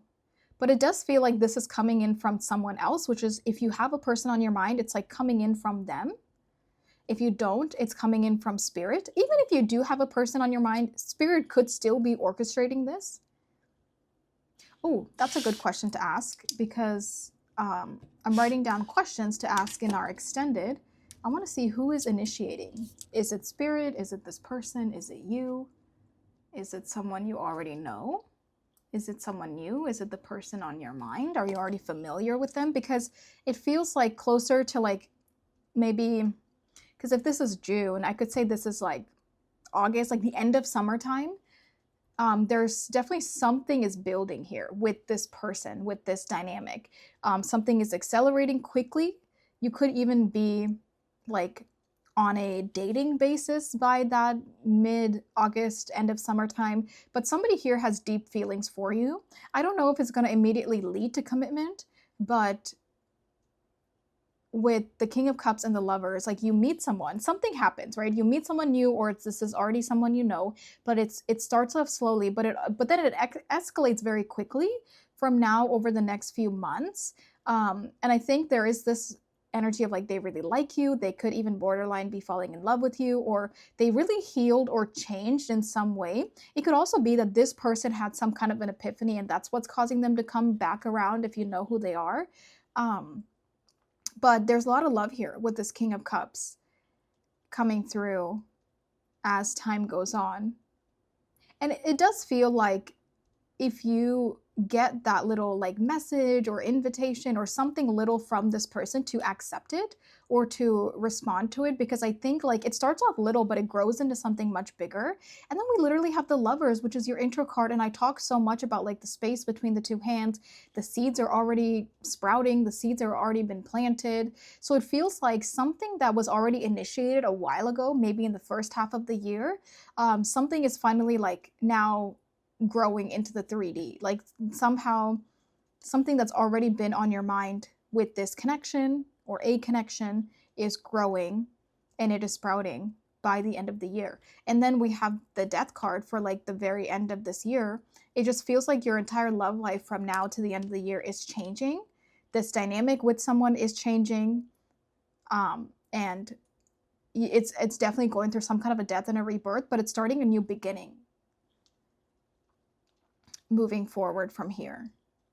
This also feels like your limiting beliefs, like you're burying your limiting beliefs, you're putting them to bed, you're saying, okay, like I believe something now, because the Death is the end of even a mindset, right? It's a transformation. So it feels like whatever conflict you are feeling, whatever questions and doubts and frustrations, all of these things you were feeling because of the way something does happen in the 3D, you're not questioning anymore. You're done. And you're like, okay, like I can put this to rest and I can really move forward with whatever this new chapter is.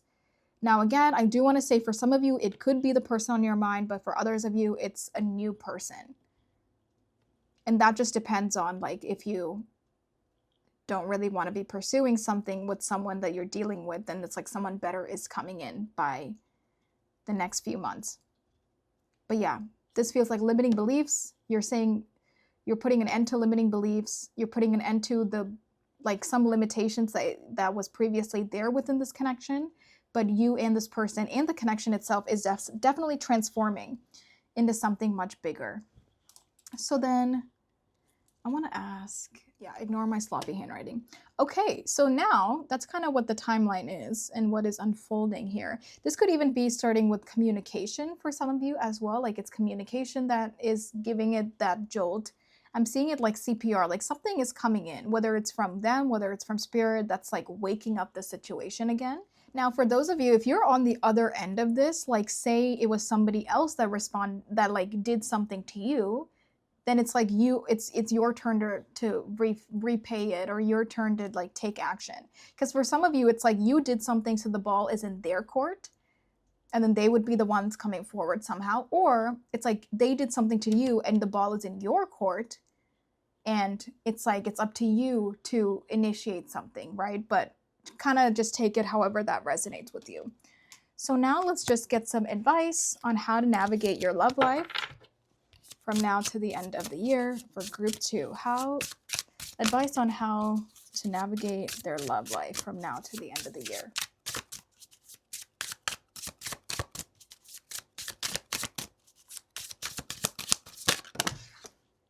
Ooh, Queen of Pentacles. Where should I set it? Okay. Let's clarify. Advice on how should group 2 navigate their love life from now to the end of the year. Okay, I'll take this too. We have the Hierophant. Bunnies could be significant. I'm going to cover that up. There's bunnies here. There's a bunny there at the tea party. Ooh, Wheel of Fortune. Nice. Okay, there's definitely like divine timing happening here. And it really feels like there's nothing that you should really do. We also have the the Four of Swords, which you also got that card. If something is very divinely timed and something is already like meant to happen a certain way. So I feel like for those of you, if you do feel, well, it's probably everyone here, but if you do feel this very strong, intuitive, spiritual pull to somebody, I think you're onto something, because it is unfolding, but I think that it is hidden from you and you're not meant to know all the information right now. And that with the Hierophant, Wheel of Fortune, it's going to play out the way Spirit wants it to play out and in its own timeline. So you can't rush it, you can't slow it down, you can't really control it. You can kind of just like, you know, it's going to happen whenever it wants to happen. And with that Four of Swords, yeah, it's like there's nothing you can do about it. Or don't like get so boggled down in your overthinking or in your mind or with mental conflict right now, because the answers are coming very soon and they will present themselves very soon and you will know what to do moving forward. With the Queen of Pentacles here, there's also this energy of like, don't neglect yourself in the process of trying to make this relationship work or trying to like figure out this connection. Don't neglect yourself. Don't neglect your hobbies, your own well-being, your own happiness, your own career. You know, don't put so much of yourself that you're like depleted. Make sure you have a healthy balance of like, yes, okay, this connection exists. I'm feeling a certain type of way towards it, but I also have my own life and my own well-being. Yeah, that's what I'm seeing here for advice from now to the end of the year.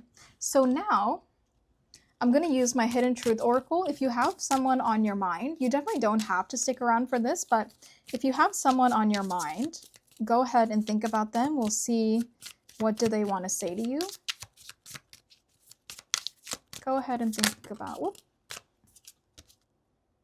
I want to feel that way again. I wish I could share my good news with you.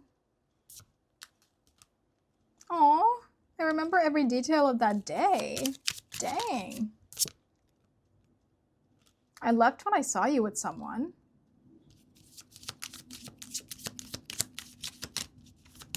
This also feels like I left when I thought I saw you with someone, or I thought that you were walking away from me.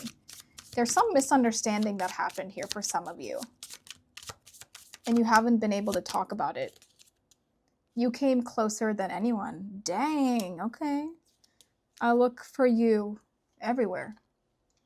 Okay, you guys, so now we're gonna go into the extended. Let me add something else to this. Okay, so this is everything we're gonna be talking about in the extended. I'm very curious, so I'm gonna kind of nitpick. So first I wanna see, what is this Tower moment, right? Like, I wanna see what's going on and how will it kind of happen to the best of our predictions. And then we're gonna see who is initiating this Ace of Wands, who is this King of Cups, will you be in a relationship with them by the end of the year? And then we'll end off with a yes or no question, which is pretty much you can ask any yes or no question, and I will give you a answer. So that's what we're gonna do in the extended. The extended will be linked in the description below. It'll be available on Patreon for a one-time purchase, or for you'll have access if you join the second tier, or if you're already on the second tier, you'll have immediate access to the extendeds. And if you join the tier, then you get access to all the extendeds, but also all of the other readings we do on there. And there's a ton of reading. There's like over 70 readings on Patreon. So go ahead and check that out if you're interested. The link is in the description below. And then if you want to book a private reading with me, go ahead and email me. My email is also in the description below. But yeah, please subscribe, you guys. Thank you so much for being here. If this reading was helpful to you, please go ahead and give this video a like, so that way I can know, especially since my comments are not on. I would love to know, and that's a good way for you to say like, hey, this helped. But yeah, thank you so much, you guys. Take good care of yourself, and I'll either see you in the extended or I'll talk to you next time. Bye. Hey guys, if you chose this Hermit card with this Shiva Lingam crystal and the Antique Anatomy Tarot with the astrological placement of Virgo, this is your group. Hello, group number 3. Thank you guys so much for being here, and thank you for all of your support here on my channel, whether it's your first time here or if you have watched my readings before. Thank you so much for clicking on this. Excuse me. Thank you so much for clicking on this, and thank you so much for sharing your energy with me today. Now, to start off with this card, some of you could have been single for a long time, or you have done some deep healing. You could have gone through some kind of a spiritual awakening in your love life as well, but it feels like you did a lot of internal work when it comes to your emotions, your love life, your emotional intelligence, your spirituality, because the Hermit is all about internal work, introspection. So it feels like you have definitely overcome something like pretty big in your life, 111 on the time as I'm talking about this, but also feels like you've been single for a while, or you've been like alone for a while. And again, this alone doesn't feel like loneliness, but it just feels like I am choosing to withdraw from people, choosing to withdraw from love, from dating, from all these things, even just connections in general, because I'm trying to really like work on myself, heal myself, maybe even heal like childhood wounds for some of you, or like internal wounds that were truly never healed. Healing patterns, healing just a ton of things, you know, whatever it could be for you. That's kind of what I feel like with this.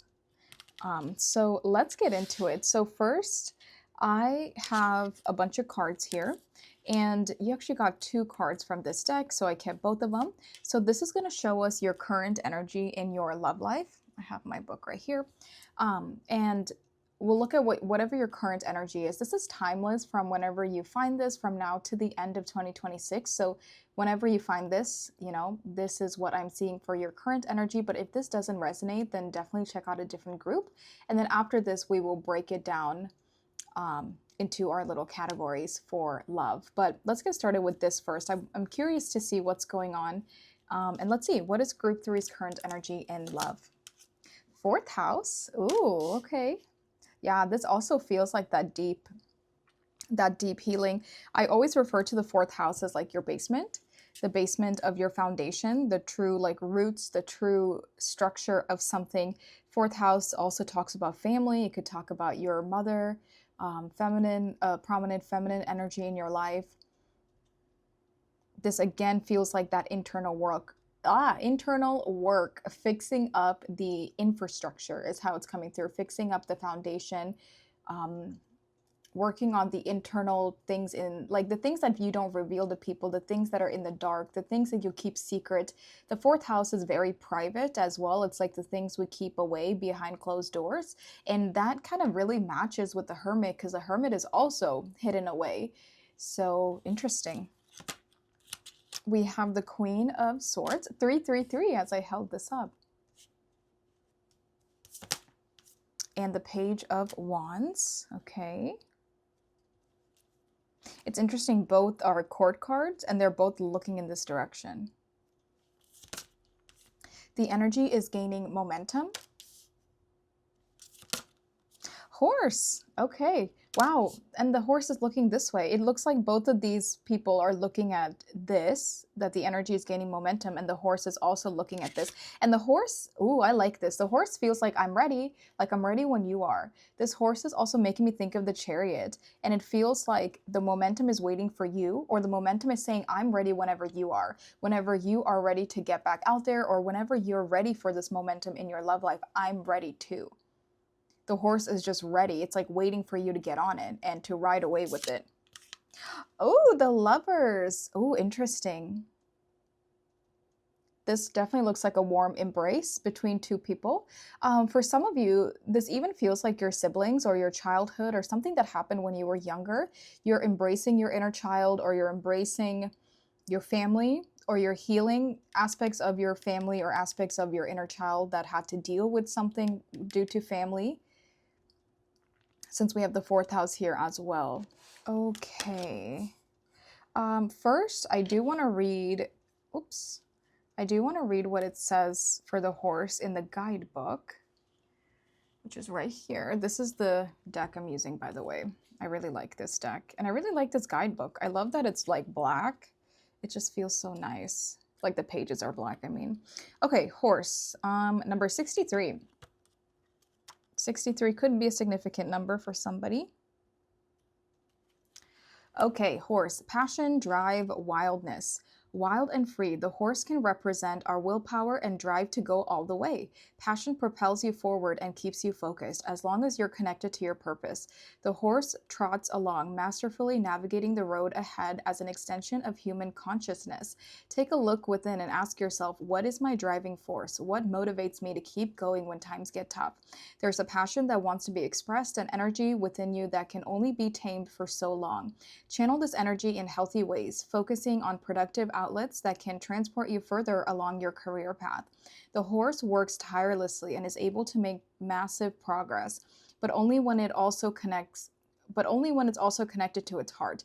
Don't forget your heart's mission as you gallop towards your victory, and share your desires with the will of your mind, body, and soul.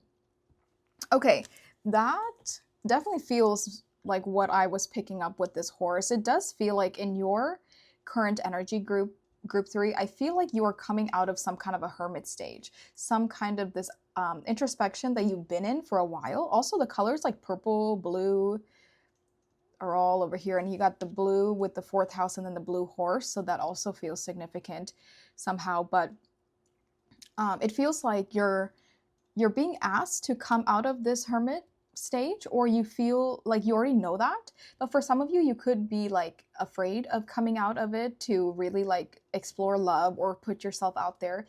There is a fear of like coming out of your comfort zone. I do think that with the horse ready for you and ready to go, it does feel like the universe is asking you to take some kind of a step outside of this hermit stage and outside of this comfort zone here. It does feel like whatever healing that you had to do and all of that, I think you are done with it, or you're like very close to being done, to where you don't really need to be in that introspective energy anymore, and to more so put yourself out there, but as this new version of yourself. Because then we look at the Queen of Swords and the Page of Wands. The Page of Wands is it's a child, so it's like this new beginning. It's a new you. And it's interesting, we have so many messages going back to like children, your inner child, but it feels like the Queen of Swords is the you that you have become. You're now independent, self-sufficient, you now have boundaries, you are strict, not only with yourself, but also with others. So it's like you're coming out as this new version of yourself, which is the Queen of Swords, but you're allowing your heart to navigate love and navigate this new era, this new chapter of your life, but like in a more optimistic and in this like young energy, but with the discipline and the boundaries and everything you have learned up until now. It just feels like you're stepping into this new love life, or this new chapter in love, as a new you, but with everything you've learned up until now. So you're not just like tossing everything away and going back to your old ways. I do feel very strongly that you are not your old self. You are very disconnected from the previous version of you when it comes to your heart and when it comes to love, and even what you are seeking in love. It also feels like for the fourth house, you have a plan of what you are looking for in love, or like there's a specific idea of what you want. So say like up until now you weren't sure what you wanted, or you were just kind of in and out of casual things, because the fourth house is making me think of commitment. You know, it is thinking of, it's making me think of like getting engaged, getting married, committing to somebody, maybe even having kids, maybe having like that whole literal house with somebody if that's really what you want. It doesn't have to be that specific for everyone, because not everyone wants a traditional family life, but it feels like you have an idea of like, I want to plant roots with somebody, I want to build a home with somebody, I want something concrete and some kind of commitment with somebody. And it does feel like that's this new attitude that you have, and you're not necessarily just like casually dating or even looking for immediate satisfaction or temporary flings. I think you are kind of set on like what you're seeking long term. There's something here about like, I'm planting seeds for my long term future. Now, for those of you, if you haven't like fully had this awareness yet, I think you will quite soon, because I think that's what the Hermit is teaching you. The Hermit stage for you is teaching you everything I just said. So it feels like if you haven't fully stepped into this yet, then you're on your way, because this feels like a spectrum. You know, energy is always on a spectrum, because for a general reading, you could be like on this end where yes, you're ready to go, you're ready to get on this horse, you've done everything that the Hermit requires of you, and you're ready to move to the next cycle. Or you could be just starting, just realizing, okay, I do need to heal, I do need to work through certain things. But with this being your current energy for group 3, I would say that this would be kind of what you're dealing with. Doesn't matter where you are on that spectrum. And there is a fear for some of you. Again, this could be fear due to like previous experiences in love. This could be fear due to childhood experiences in love. But there is this like hesitation. I think that even though you're healing and you're more aware of certain things, I think you're still a little afraid of 1111 on my time as I'm saying that. You're still a little afraid of like really putting yourself out there completely, or like trusting someone completely, especially when you've done so much internal work. You're like, I don't know if I can just let anyone just come in and just do something, right? So there is this like hesitation, there is this energy of like moving slow, which is okay. I think Spirit is saying it's okay if you move slow, but as long as you just come out of that comfort zone and come out of the Hermit. You know, you can't necessarily stay in the Hermit forever. It is a period of healing and introspection. But once you have outgrown that stage, like you have to move on to the next, which is pretty much coming out of that, and, you know, and creating more momentum in your life. And that's kind of what it feels like. It feels like you're almost, if you're not there already, then you're very close to stepping back out. I'm hearing it like stepping back out into the spotlight, stepping back out into the world. But it does feel like the energy is gaining momentum here. I'm also thinking about Sagittarius. Um, Also, the AC/DC song, I think it's AC/DC, where it's Thunderstruck. I'm not 100% sure whose song that is, but that song was stuck in my head when I was pulling cards for group 3. So that could be a significant song for you, or take it as a confirmation. If you hear that song somewhere out and about in your everyday life in like the next few days after watching this, take it as a confirmation that, like, you know, that you got the message from Spirit today. Yeah, so this is what I'm seeing for the current energy. Spirit just doesn't want you to fall behind because the energy is gaining momentum. It's like, it almost feels like a wave that they want you to be carried by this wave, or like surf this wave, but it's like they don't want you to fall behind this wave, because then you might miss something. There's something here I'm like, I don't want you to fall behind, is what Spirit is saying. You have to keep up with the momentum, because something is building now for you moving forward. Black hair could be significant, or like darker hair could be significant. It does feel like your heart is definitely wanting love, even with this fourth house. I mean, I think you want to be loved. You want commitment. You want this, you know, you want this emotional fulfillment with someone. But I think there is a fear that you are hiding behind, and Spirit doesn't want you to hide, because there's some kind of a missed opportunity, or like you could miss an opportunity. Maybe for some of you, there's a specific person on your mind that you are wanting to like pursue this person, or you have feelings for this person. So like for an example, right, like this doesn't have to be for everyone, but say you have a person on your mind who is interested in you, or like you're interested in them. There's something here that's mutual, and Spirit is saying, well, if you don't act, then that person could leave and walk away and go find somebody else. So there's something here on like something won't last forever, something won't wait forever, whether it's a person, whether it's an opportunity, whether it's, you know, connections, networking, whatever it is, like some kind of divine intervention or some kind of an opportunity won't wait forever. And they're saying you have to ride that wave. You have to keep up with the momentum, even if it's a little bit scary. Because I feel like deep down that's what you want. Okay, that's what I'm seeing here. So let's get into, oh, it's so satisfying when everything is actually straight for once before more cards come out here. Okay, now I want to go in with another deck, and now I'm going to break it down into the 4 categories. So we're going to be looking at, oh my gosh. Okay, so we're going to be looking at, for the first section, where you're single but you have no person on your mind. Second section is you're single with the person on your mind. Third section is you're in a relationship with somebody. Fourth section is it's complicated. If those of you that are in a relationship with somebody, this even makes sense in that scenario, because say Spirit is asking you to open up to your partner a little bit more. Like you're afraid of opening up to your partner, you're afraid of being vulnerable with them, but it feels like whoever is on the other side really cares about you. If you do have a person, group 3, that you are dealing with or that you have on your mind, they genuinely care about you, but it feels like the fear is coming from you. The hesitation, the pulling back, the stagnation, the withdrawal, all of this is coming from you. Also, if you see, this is very specific, right? If you see a picture, a painting, a statue of a horse standing on its back 2 legs, that's also a confirmation for you about this message today.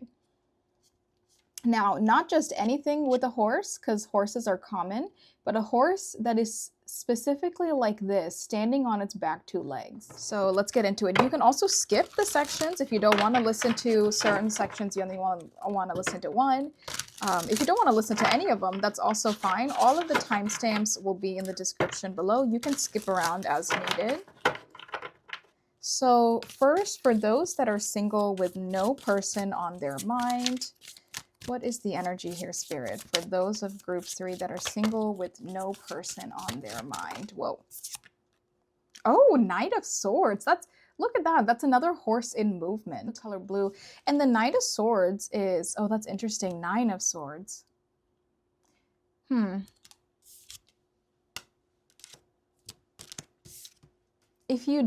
was I saying? Oh, the color blue is your throat chakra. So it's interesting that this is blue, the horse is blue, the horse is talking about momentum. Maybe there's something about your throat chakra that's very important. It's like your lack of communication, your lack of like networking, speaking to people, connecting with people is something that is getting in the way or like hindering your growth. But this is very specific for those who are single with no person on your mind. I do think you probably are battling with some kind of like anxiety or overwhelming or overthinking, like mental health energy here. I do sense a lot of mental conflict, because with this card coming out, it feels like you want progression, right? You want to communicate, you want to say something, you want to talk to people, you want to like put yourself out there, because this is even somebody that's outside, but this is somebody that's stuck in home. And I was just saying, like, you have to come out of the dark, you have to come out of this like comfort zone or this cave. And I think that's something that is very real here. You know, there's this anxiety and fear of coming out of your home, coming out of this comfort zone and like mingling with people, talking to people, putting yourself out there. But I think that's what you really want to do. Like your soul wants change. They want to create some momentum. They want to put themselves out there. But I think your brain is very afraid of it. And that's where this hesitation comes in, and your mind, your logic, your overthinking, your mental conflicts, this is what essentially holds you back and keeps you like stuck, maybe literally stuck in bed, literally stuck at home. But I'm sensing this clash within you, because here this person is wearing this blue cape very proudly. It's like, this is who I am, this is what I want, I'm putting myself out there and I'm confident about it. But here they're like smothering themselves in that same blue color blanket, But in this one, it feels like very like hurtful and sad and depressed, and there's like the sorrow attached to it. And I feel like you have this like duality to you. Like part of you wants to be like this, or your soul is encouraging you. Like I said earlier, right? Spirit is encouraging you to come out of whatever this isolation might be. And I used the word isolation in the very beginning, but I said, oh, but it doesn't feel like a bad isolation. But the more I sit with this, maybe you are isolating yourself to some extent, and it is kind of like hindering your growth here. But it's like this duality. Part of you wants to come out and be this energy, but then the other part of you like talks yourself out of it, and then you are not able to come out, you know? So that's very interesting for those that are single with no person on your mind. Next, let's look at those that are single with a person on your mind. Oh, that was fast. Page of Swords. Look, there is the same energy again in another page, and that blue cape is following us. Wow. Lovers, bottom of the deck. There is that blue cape again. Five of Cups. This is so interesting, right? Because, and then we even have Seven of Swords in the reverse.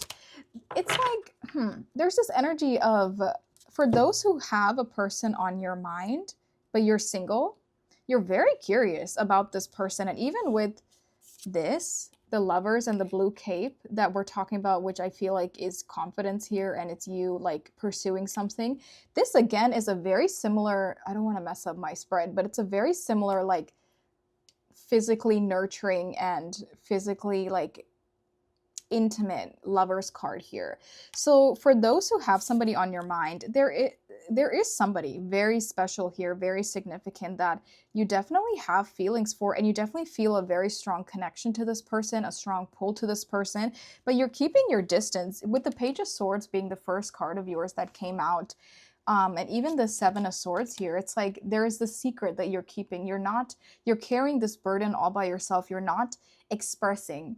Because the Seven of Swords, you know, it's a card of like secrets. It's a card of like hiding things and not being fully honest about something. And it's like you're watching from a distance, or you're engaging with this person from a distance. You're thinking about them from a distance. You're very curious about what's going on with them. And I do think with so much swords here, it's like you want to communicate with them. You want to be a part of their lives.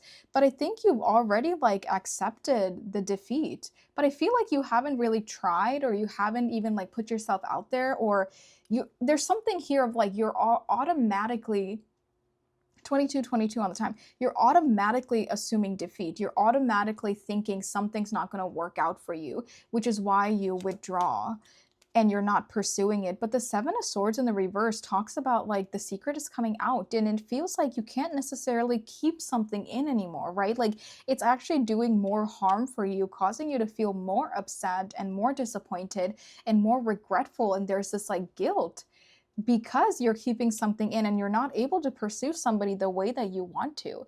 And yeah, it feels like that's eventually catching up to you, and it's, you know, it almost feels like the straw that broke the camel's back energy, because it's like you want change within this dynamic, but Spirit is again saying like you have to do something if you want that change. And I just don't know how long you could keep it in. Okay, now for those who are in a relationship, for group threes that are in a relationship here.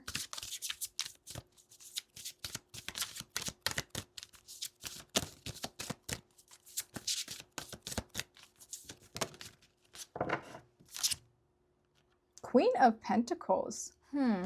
I would say for a lot of you, you could really be single. I'm not sure how many of you are actively in relationships right now. For group three, Pentacles is incredibly self-sufficient, independent, hardworking, nurturing, very stable on their own. I feel like this is you in your own life right now, group three. Now, if you are in a relationship, I think there is a lot of stability here, or there is a lot of potential for like more stability here. There's potential to really grow something here with someone. But I do think your fear is like not allowing something to fully evolve to its true potential. And I do think it's coming from you. Let's clarify this Queen of Pentacles for those who are in a relationship. Okay, we got a lot of cards out here. Six of Swords, Three of Wands. For those of you, if you're in a relationship, for some of you, maybe you don't even want to be here. Because this feels, again, like I'm taking my independence and going somewhere else. Or I want something else. I want something new in my love life. I'm not sure if I want to be a part of this relationship. I think this is 50-50, right? Like for those of you, if you feel like there is potential in your connection to make it work, then feel free to claim that and feel free to, you know, take that message. But those of you, there's a very strong message for some of you that you don't want to be in this connection anymore with someone and you're ready to move on to something else. I'm hearing move on to bigger and better things, move on to like a different lifestyle, move on to different people, even relocate. Some of you could even want to like travel and move out of the state, out of the country. There is a sense of, and especially with the Queen of Pentacles, of like independence, and why I felt like you're probably single, then maybe it's like you want to be single for those who are in a relationship. Now, if you do feel like you want to make, like there is potential to make something work here, then there is. I mean, the Six of Swords talks about moving from a turbulent situation to a more peaceful resolution. And the Three of Wands is also about expansion and a new chapter. So it's like Spirit is saying, if you really want to make this situation work, you have to put in the work to receive the rewards from that, if that makes sense. Dang, this is the first card, first deck I'm pulling. Not first deck, first group I'm pulling so many cards. Because for the other groups, I only got like one card each. Okay, now for those that are in an it's complicated situation. It's complicated. The Fool. There's something here about freedom, about don't hold yourself back. Take that however that resonates, because this freedom could be like you holding yourself back from this complicated situation, which is what's making it complicated. But you could also interpret it as freedom to move on. The Fool is a new beginning, either way. So whether that's moving towards a specific person, moving away from a specific person to start a new chapter, I think it could go either way. But with the Fool, it does feel like taking a leap of faith into the unknown and into something new to get that momentum to shift. Oh, no freaking way. This horse is exactly like this horse, where it's in motion and the back feet are on the ground and it looks like maybe the front feet are not. But either way, it's like very similar. That's crazy. I knew this, like this horse in movement energy is very significant for this group. And we see two animals pretty much in movement here. Dang. Okay. Okay, let's move on now. Let's go into the deck you chose. I want to see what is unfolding over the next 6 months. And we're going to be looking at it in the sense of a timeline. So the first card will talk about June, which is when I'm recording this, and then we'll go all the way down to the end of 2026. If you're watching this later on in the year and not in June, that's fine. Just kind of navigate to see where your energy is in this said timeline. So let's see what's folding over the next 6 months for group number 3. What is unfolding in group 3's love life over the next 6 months from now to the end of the year?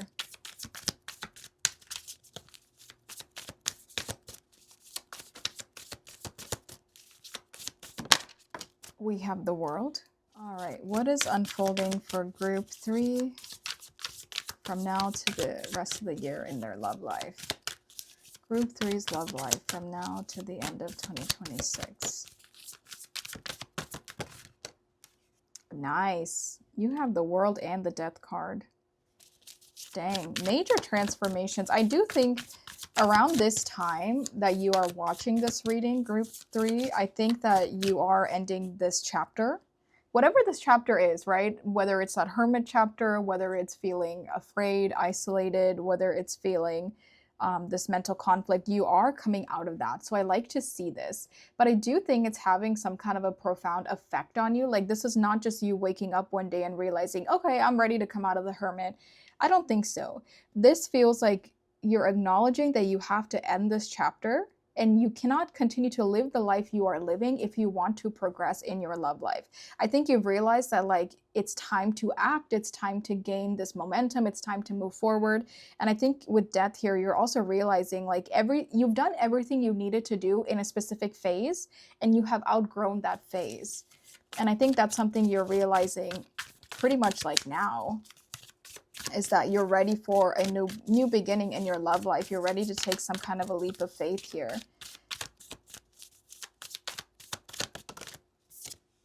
The Emperor. This could be you, or this could be somebody else. Oh my god, you have 4 major arcana. That's crazy. What's unfolding now for group 3's love life from now to the end of the year?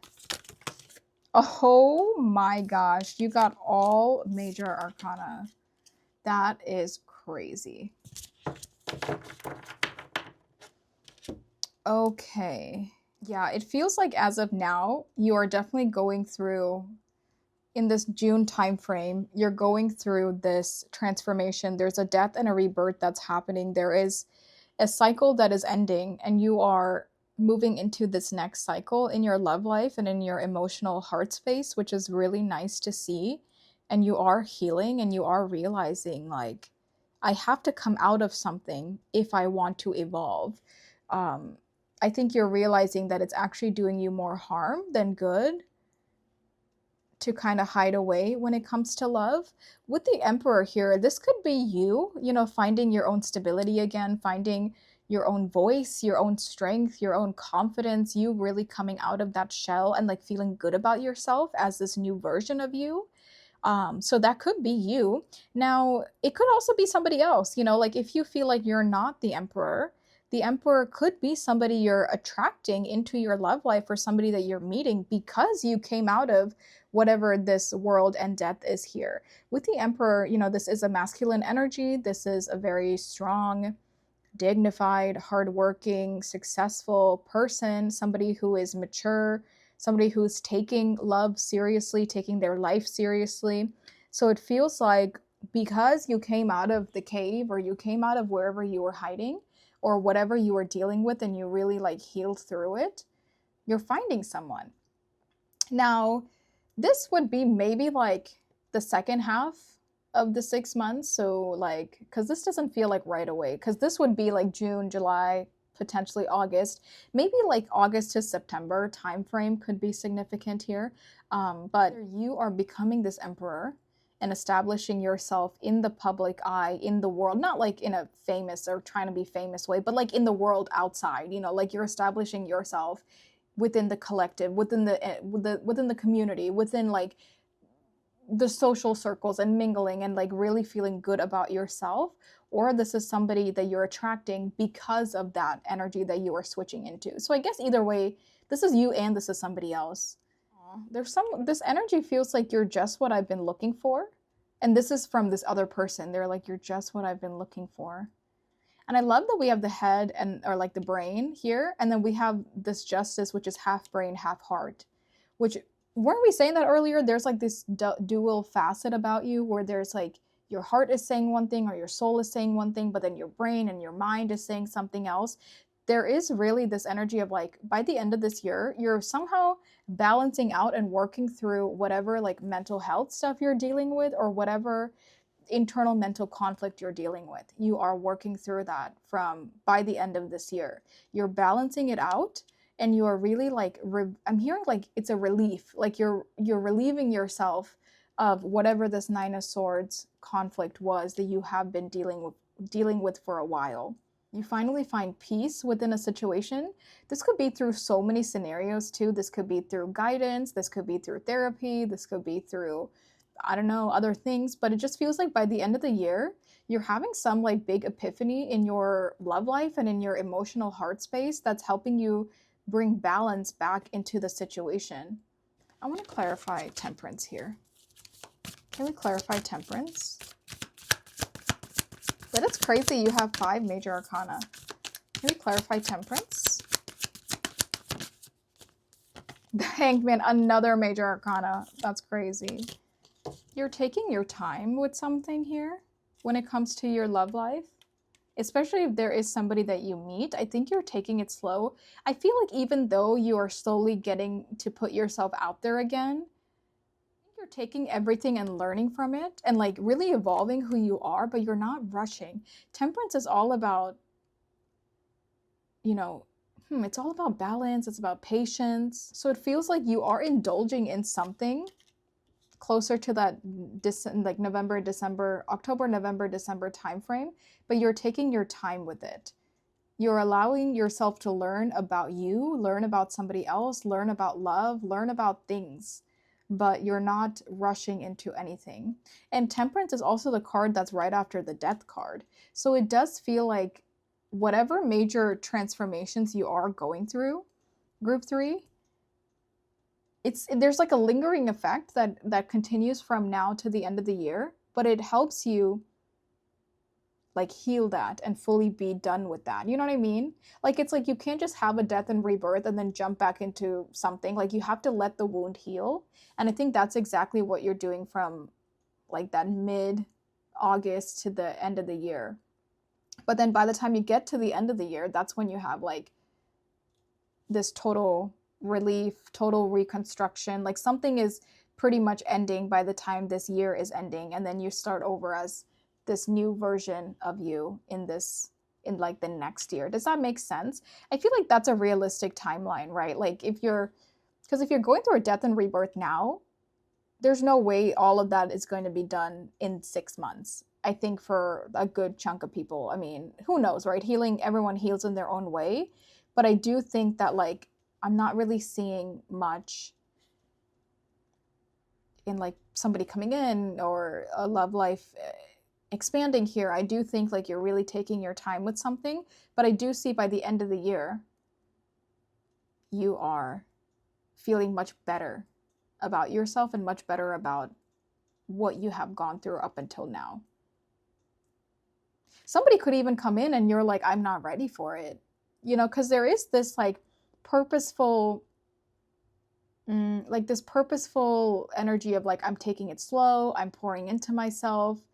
Even though I am coming out of my comfort zone, I am doing the things Spirit wants me to do with the energy gaining momentum, but it's like you're still taking it slow somehow. I don't know, but it feels okay. I mean, we have 5, 6 major arcana, so it's like whatever this pace you're gonna go on, I think Spirit's okay with it. It just feels like as long as you come out of something that you have been trapped in recently, that is what will help the momentum build, even if you're still going through like the lingering healing after that. I hope that makes sense, you guys. Sorry if that's confusing. Let's see. Advice on how group 3 can navigate their love life here. Advice on how group 3 can navigate their love life.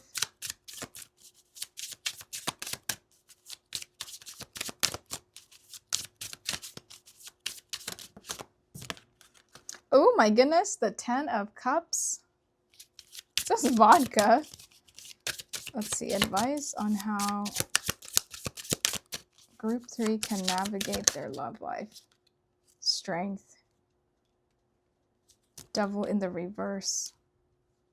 Devil in the reverse is keeping the Chariot in the reverse. Interesting. Yeah, that's interesting because it feels like as long as you are keeping yourself hidden away and not fully allowing yourself to like pursue something, then the Chariot is always going to stay in the reverse. Because the Devil is, you attach to that toxicity, or the Devil upright is you not coming out to do what you need to do and not having the momentum build. And when the momentum is not building, the Chariot's not moving forward. Nothing is progressing in love. So it's like you have to detach from whatever the thing is that is keeping your love life from progressing, and that's when the momentum starts to build. And but again, it doesn't have to be something that heals overnight. There's like lingering effects of this is what I'm sensing. But what I love to see is that we have the 10 of Cups and we have strength. There's this spirit wants you to like have a belief that like love is real.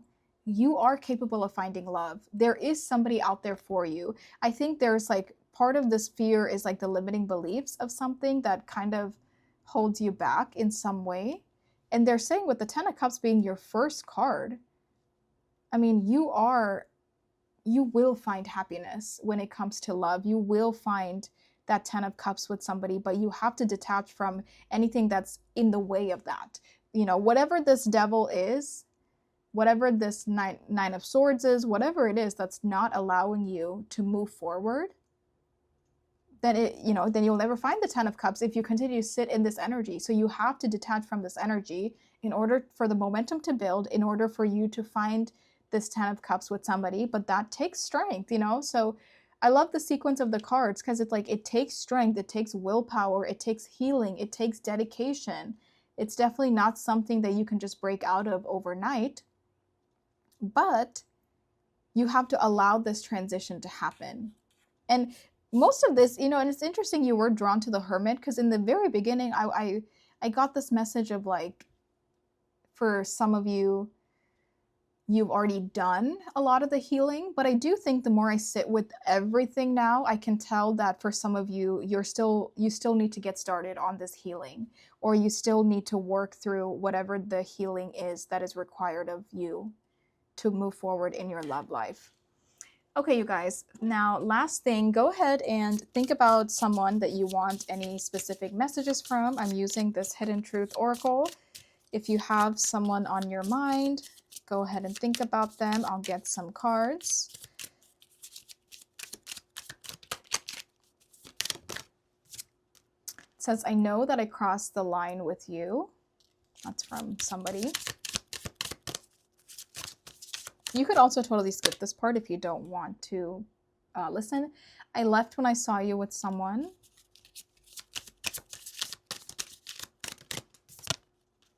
You and I were too young. I'm afraid to contact you. I lost myself for a little while. Okay, so, you guys, this is everything I have for our extended. Ignore my terrible handwriting, but this is what we're going to answer. So first I want to see what is the root cause of the fears, because clearly there is this like fear, hesitation. There's like something here that is potentially a blockage. So let's see, what is it? And then next we'll see what is the true healing that you have to go through in order to get this momentum to start to build. We're going to see when is a romantic partner coming in, like any kind of a timeline, especially if like you're spending the rest of the year healing, then like kind of when is someone coming in? And then we'll also answer a yes or no question of your choice. So you can ask any question and I'll give you a yes or no answer. So that's what we are doing for the extended.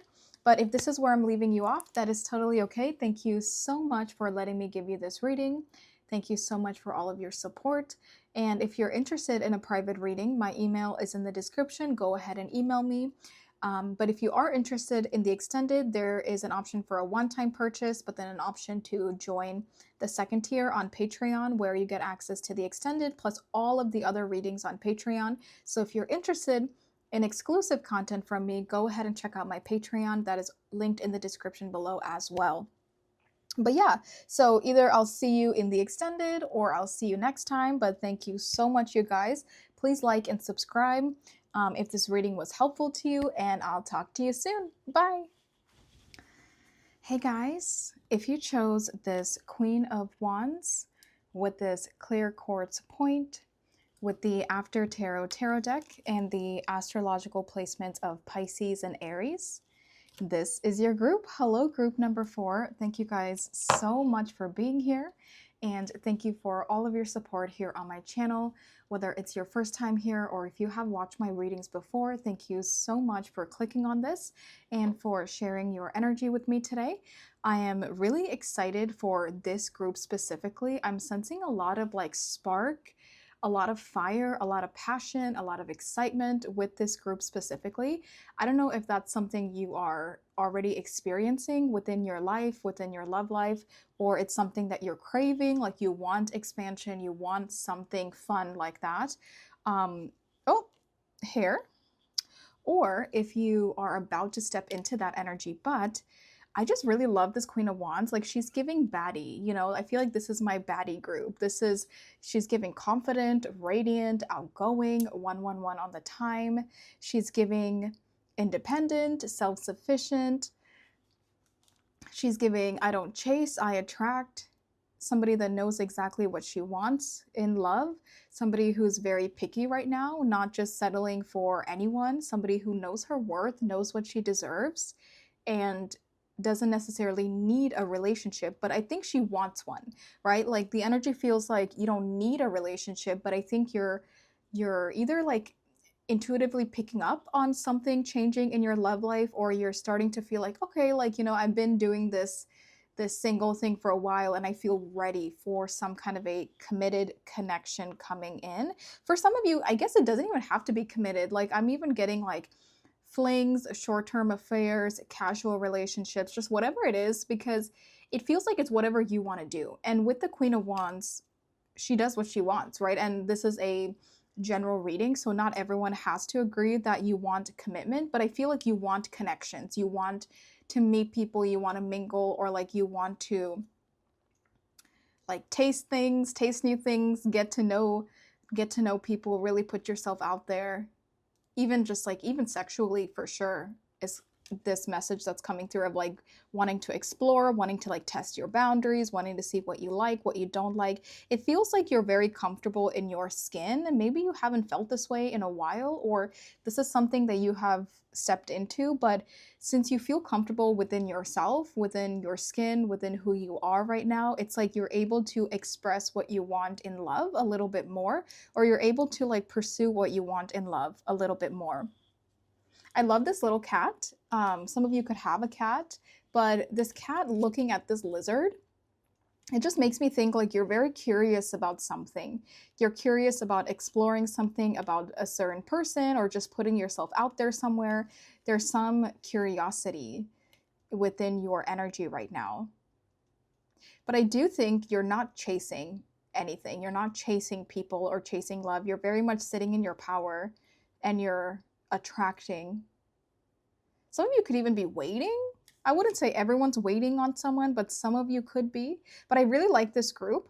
I also feel like maybe you have a bold haircut, or like you're doing something different with your appearance, or like you change something up and you feel better about your physical body, or like your style, your aesthetic. There's something about like your body that's really coming through, and it's like you're liking something about it more. You're changing something, tweaking something, maybe even working out, maybe even like tattoos or like some kind of body piercings, or I don't know, but like you're just something going on with your physical appearance that makes you happy, and it's something that you like, and I think you feel very confident in that energy. I really like this. It's giving very straightforward energy, so let's get into it. I want to look at what is your current energy in love with these cards right here. Like I said, this is for your love life and the rest of 2026, so this is a timeless reading. You don't have to watch it right when I'm uploading it, but whenever you watch this, I would hope that this is your current energy. If this doesn't sound like you, please go ahead and check out a different group. But yeah, let's go ahead and see what's going on for group 4's current energy in love. 10th house. Ooh. Oh my gosh, I love this. You're all about you right now. You're all about your own success, your own happiness, your own hustle, your own money. Literally like baddie. Like this is my baddie group. Isn't there a song that's like girls walk like this, this, this? I forget how it goes, but that song is like coming to my mind. But that's what it feels like. Like it feels like everyone here is like a baddie. Everyone's super sexy. Everyone has their own thing going. We're hustling. We're getting things done. Like I really love this group. Okay, 10th house. This is literally the house of the public eye. This is also Capricorn energy. This is Saturn. This is long-term stability. This is being disciplined. I think right now, because you're not necessarily seeking love, and I don't think that's like the main thing on your mind. I think right now your future is very important to you. Your career, your success, your own financial stability is very important to you. Um, and you're really doing something that's making it big. Like there's something about you in the public eye, or your spirit is like advising you, even though this is a love reading, there's something you need to do that puts you in the public eye. It feels creative, it feels like an independent venture, it feels like entrepreneurship somehow. It also feels like creative. Did I just say that?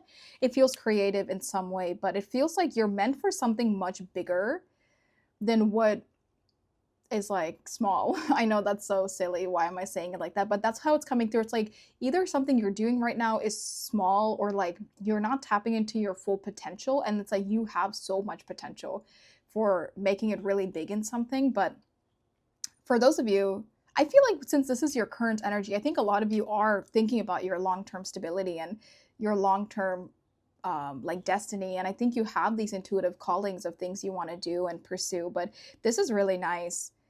Some of you could have Capricorn in your 10th house, or you could have some prominent placements in your 10th house. Oh, Knight of Cups. Okay. There could be somebody younger than you. Because if you're the queen, you know, the queen's evolved, right? She's kind of like the oldest of the court cards. King and queen are pretty much the oldest. So there could be somebody that's younger than you that could be coming in. I got to get more information on that, but let's keep going. Tiger. This is fire. Well, is Tiger fire? I don't know. It's making me think of Leo, but it's making me think of the cat that was already standing out to me. So yeah. And even with this tiger, this is giving the baddie. This is giving, yep, I'm standing in my power. This is me in all my glory. Oh, I really like this. Okay. Look at the bigger picture, full moon in Sagittarius. More fire. So Sag could be significant for some of you. Well, technically, I don't know if Tiger is fire, but we have fire here, fire. We have 10th house with Capricorn. Knight of Cups is Aquarius and Pisces energy, so that could also be significant. And then we have the Three of Crystals. There's a cheetah or a jaguar or a leopard, whatever this is, but that's the third time you're having a cat come out. So you have two wild cats here, and then you have a domesticated cat here, but still this whole cat thing is really, you and a cat right now, you're like taking over the world, or maybe you are being advised to adopt a cat if you don't have one already. Or I could also view this as like your main spirit guides are, there's like a cat that, or like a feline that's like a spirit guide of yours, or a spirit animal. If you have a passed on cat, they are part of your spiritual group now, and they are always by your side, because this cat is by the queen's side. This leopard wild cat is by this girl's side. And then we have one here too. Yeah. You could have like a very specific cat, spiritual animal, spirit animal guide. And even the chair she's sitting on, there's two lions on this, and even the lions up here. So really quickly, I want to read what it says for the guidebook for this. So this is what I'm using. I love this deck. It's so cute. Let's, oh my God, I just saw the cat. I didn't even mean to flip through, and I saw cat again. 27 with cat. Interesting. Cats definitely are standing out for this group. What am I looking for? Tiger, 125. Okay. Tiger with strength, power, and majestic. Strong and majestic, the tiger offers you the willpower to overcome any challenges that come your way. Obstacles can test us, drawing out internal reserves we may not have been aware of. It takes courage, tenacity, and determination to reach your goals, and the tiger can help direct you when you have a clear idea of what your path is. Accompanying you from point A to point B. That's what I just said. Like there's like some kind of a spiritual cat, or maybe a physical cat for some of you that is literally by your side. Otherwise, the tiger advises you to choose what you focus on wisely. Although the tiger is powerful and capable of traveling far distances, it also takes great care in resting and prioritizing cycles of restoration. Check your energy levels as you pursue your latest adventure. Recover when you need to so you can activate your fullest potential when you're ready. Rely on your primal instincts, and when the right opportunity comes, pounce. It's time to own your essential power. Oh, I like that. This also feels like this just almost just gives me like you're ready. You're ready for love. You're ready to advance in love. You're ready to pounce, quite literally. There's definitely quite some sexual, physical energy here. You don't have to resonate with that, but I'm sensing that for this group more than any of the other groups. But it feels like for some of you, you could have a very specific person on your mind already. Now, if you have someone on your mind, actually, we're going to break it down into the next section, but it just feels like there could be somebody, but I guess I'll save that for when we get into the sections. Okay, here's what I'm seeing for your current energy, right? So it feels like you're very focused right now on your own stability, your own career, your own finances, and your own situation in the public eye, whatever that could be for you. I feel like your confidence is up, your beauty is up, your physical like stamina and like your energy is up. I think you're feeling really good. You're almost like kind of bored is what it's how it's coming through, because it feels like you're very involved with your career or stability or school right now. There's something you're very focused on. This kind of consumes most of your time. And it feels like you're kind of like ready to shake it up. You're kind of ready to like add something into your life. You're ready to like go on dates or like meet people, mingle. There's just something here on like, I want to be a bit more fun and a bit more like flirty or meeting new people, mingling. Fifth house energy is really coming through.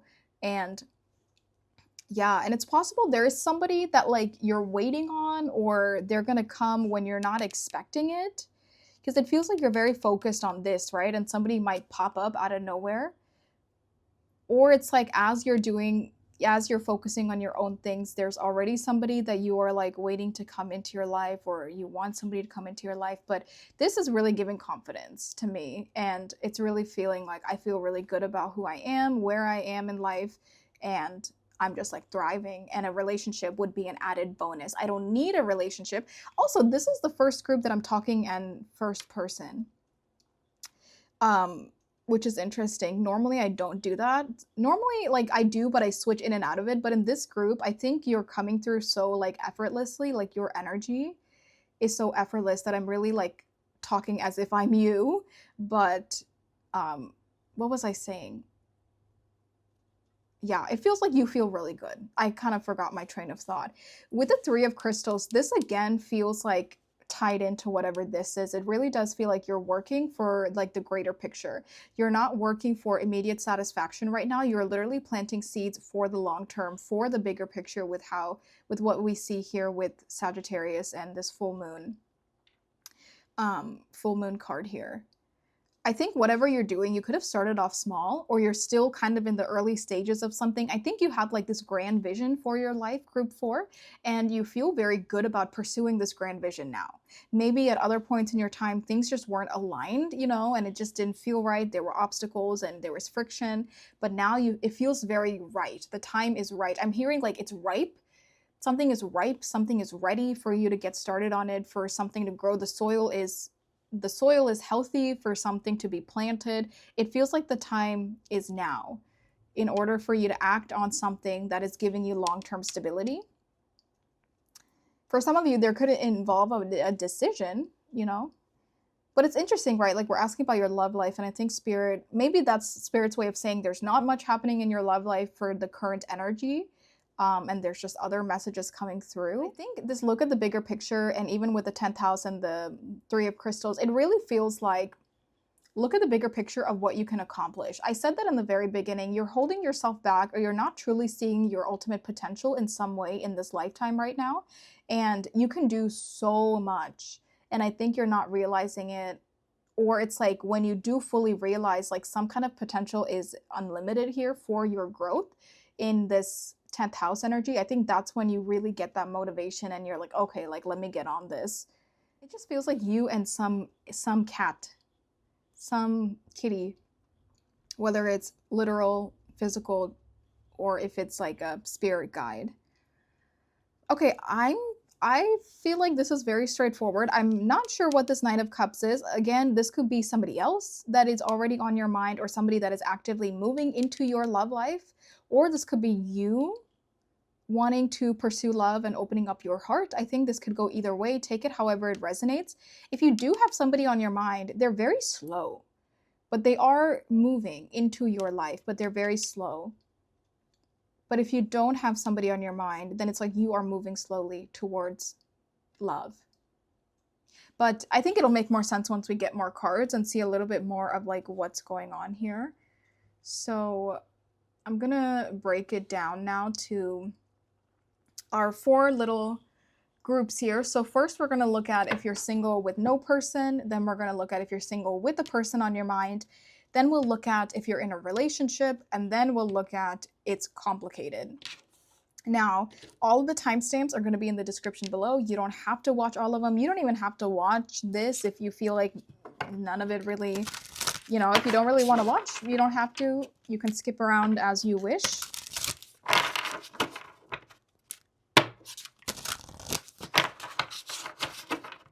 Okay. Let's get started. For those who are single with no person on their mind for group 4. Those who are single with no person on their mind for group 4. This is the Hanged Man. Okay, first of all, this is the Hanged Man, but it says the Horned One. It says Horned, which I was just saying there's so much sexual energy coming in for this group specifically, and it literally says the Horned One for if you're single with no person on your mind. So I'm going to take that quite literally. I do think there is this sexual tension, sexual energy that is building with no outlet. For those who are single and you don't have a person where you can release this, I think that's something that is building up for sure. Now, in a more spiritual sense, this with the Hanged Man, is this the Hanged Man or is this the Devil? Hold on, this might actually be the Devil. Let me get my guidebook. Now I have to go find this guidebook. Okay, I'm back. I had to find this. It literally has dust on it. You can tell I have never opened this. I don't really look at guidebooks. But let's see. What is this 15? I'm so confused. I thought this was the Hanged Man. The Horned One. Oh, it is the Devil. So then, because the Hanged Man is normally number 12, isn't it? I think, oh yeah, it's not the Hanged Man. I think I just saw DH and another 3-letter word next to it, and my brain immediately went to the Hanged Man. I guess this is the Devil. Maybe that's why it's the Horned One. Oh, because it has horns. It literally has horns. Because the Devil has horns. These horns kind of blended in with the branches and the tree behind it. I didn't even realize that it's coming out of this person's head. Oh, okay, Maya. We got it now. Okay. Anyway, the Devil. Let me clarify, because of what is going on. Okay, let's clarify this Devil card, please. Oh, there's a little fox. Everything in this card just blends in. I didn't even notice this fox down here. 3 of Pentacles again.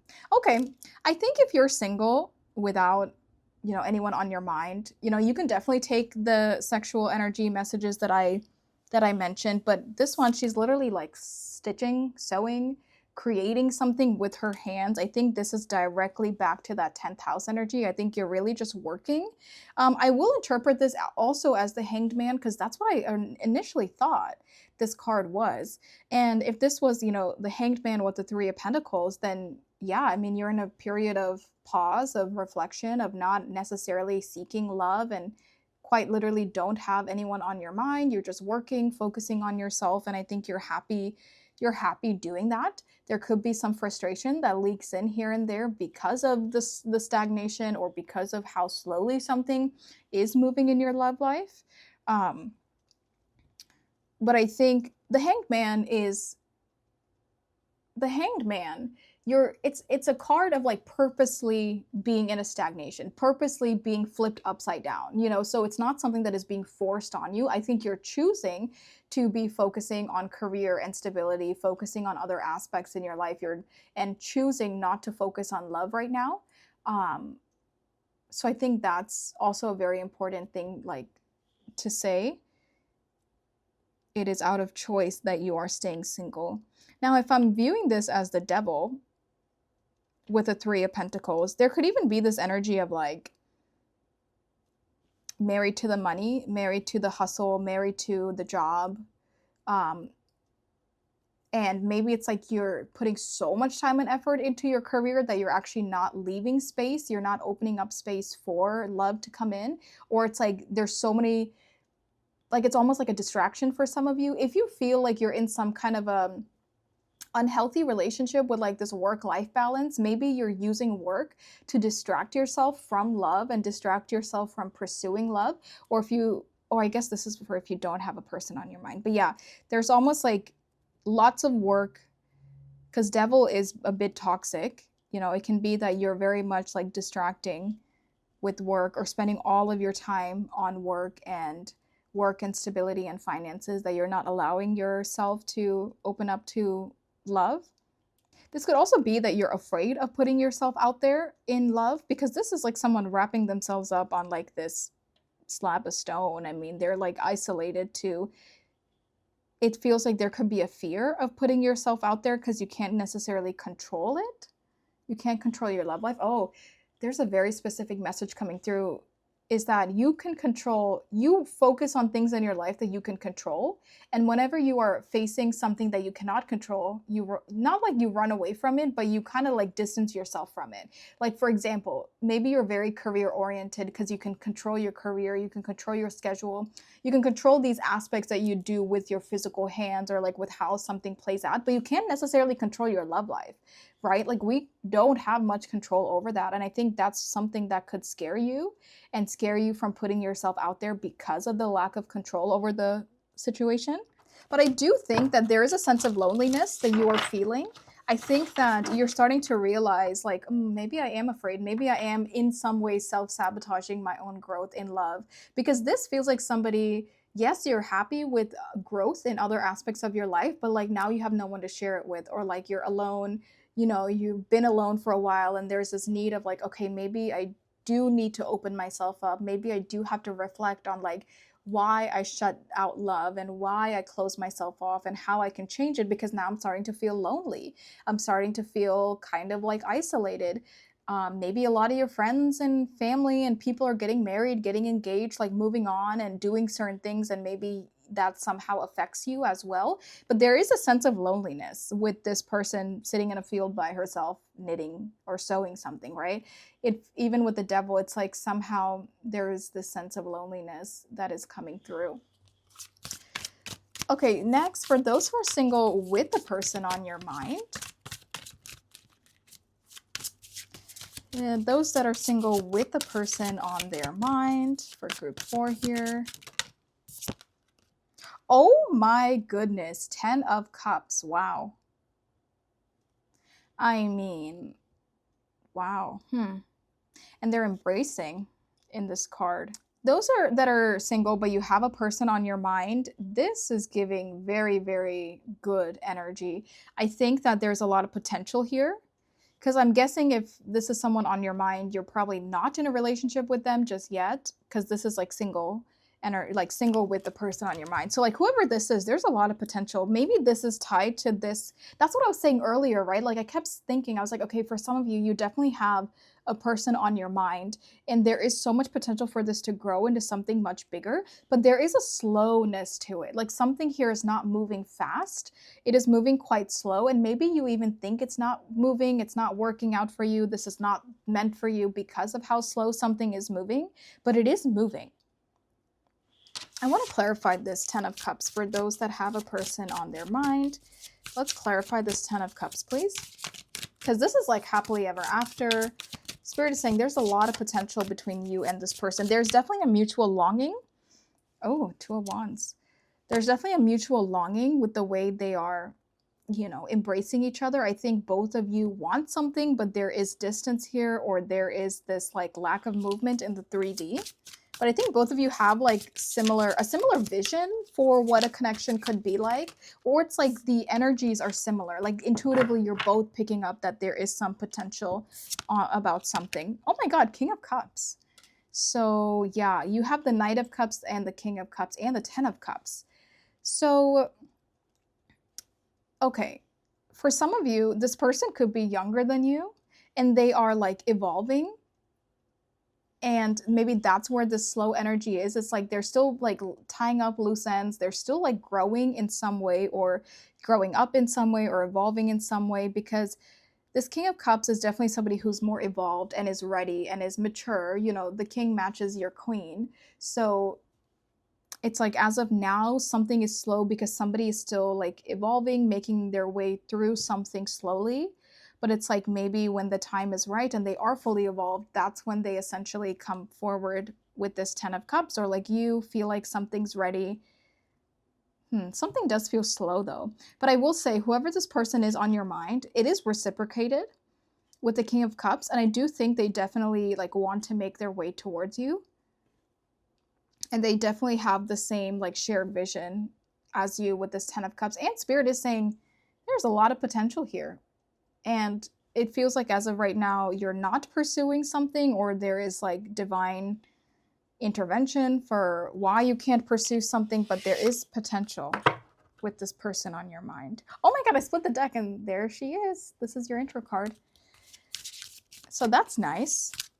For those who are in a relationship, for those who are in a relationship, what's going on with them? Oh, Death. Your relationship could be ending, or like it recently ended, or you are realizing like you don't want to be a part of some kind of a connection anymore. Now, it doesn't have to be like a literal breakup. This could be that your relationship is going through a transformation, because Death is about death and rebirth, and it's about, you know, a spiritual transformation. So it doesn't have to be that you are separating from someone, but that both of you are having a spiritual transformation together. Let's clarify Death. Ooh, there's a bow and arrow here, and then there's a bow on this Death card. Two of Swords. Three of Cups in the reverse. Okay, I can interpret this in two ways. For those of you who feel like you're not, Empress, who are not wanting to break up with somebody, or not wanting to go through a separation, and you feel like there just needs to be, like, it could be that there's just a spiritual transformation happening between the two of you with Death.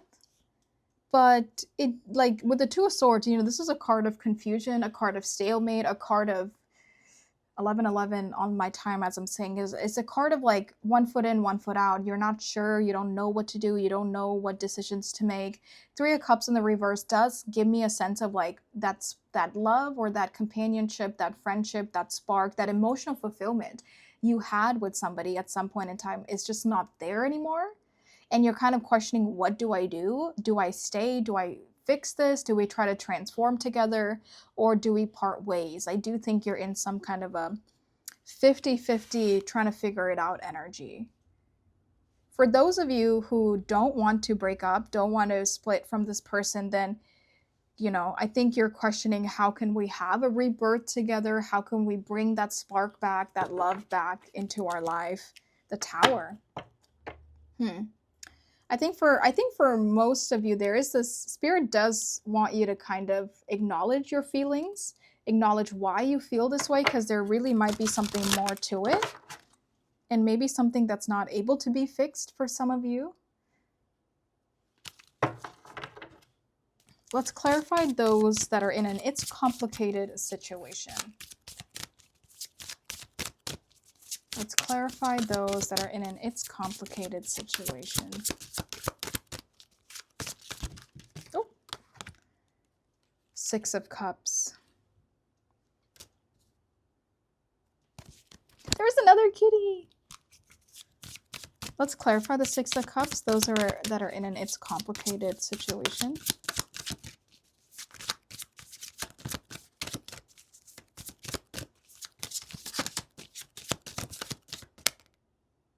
Nine of Cups reversed. I'm gonna, Nine of Pentacles. For those of you, if you're like actively dealing with somebody, and whether you're in a relationship or you're in an it's complicated situation, there is this sense of like loyalty that you could feel towards this person because you've known them for a long time. Because with the Six of Cups, it feels like you've had this connection with them, you've known them for a while, you've been through a lot together, or it's like there's this, yeah, like this sense of loyalty that you feel towards them. But I think that, or like you feel bad for walking away, you feel guilty for like hurting them somehow. There's guilt for sure. And it feels like with the Nine of Pentacles upright, the Nine of Cups in the reverse, the Nine of Cups is all about emotional fulfillment. And the fact that you got a Ten of Cups, which is ultimate emotional fulfillment within a partnership, and the King of Cups as like somebody else and not the person you're actively in a relationship with. I think for those of you that are dealing with that, that is a direct confirmation that like there's somebody else that's better. That, not that they're a better person, but it's like the relationship would be better. You know, because I'm not talking about anything surface level. I'm not saying that this person is a better person, but it feels like energetically the connection would be better. And with the Nine of Cups in the reverse, it's like the only thing that's holding you to this person is a sense of like loyalty and guilt, but like there's no happiness, there's no emotional fulfillment. So then it's like, then what are you doing? Like, why are you almost wasting time with this person if you know that like they're not making you happy, and you know that you would be happier alone or by yourself or even with somebody else? I could see how that's a complicated situation. I think like it's relationship and then this it's complicated could definitely bleed in together for sure. Now, for others of you, there could be somebody on your mind that's in a, you know, you feel like you're really energetically, spiritually pulled to somebody, but like, I don't know, like, but then this is really positive. This feels very different. This feels like a totally different person altogether. I guess for some of you, if you're like waiting on an ex to come back and it's like not a healthy dynamic and you're not happy, but you're like still waiting for them in some way, then I don't know, this definitely feels like you would be happier by yourself. That's what I'm seeing. Now let's get into the deck you chose. And now let's go over the timeline and let's see what is unfolding for group 4 over the next 6 months. What is unfolding for group 4's love life over the next 6 months? So from now to the rest of 2026. So I'm going to pull it as a timeline. Whatever comes out first is going to be about like June, which is when I'm recording this. And then the end of the year will be down here. But if you're watching this at a later time, you know, anytime from now to December, you can kind of navigate to see where your energy is. But let's get it as a timeline, Spirit, and let's see what's coming in for group 4, group 4's love life in the rest of 2026. Temperance, group 4's love life in the rest of 2026.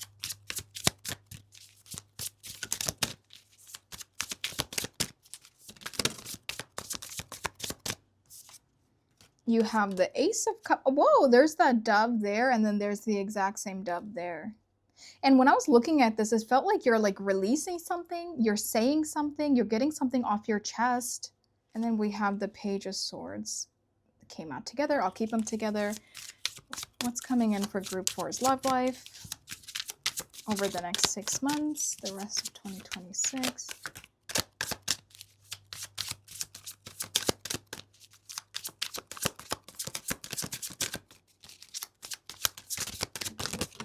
Whoa. Okay, we have the Fool. I'll take that. I don't know if I'm going to take all of these.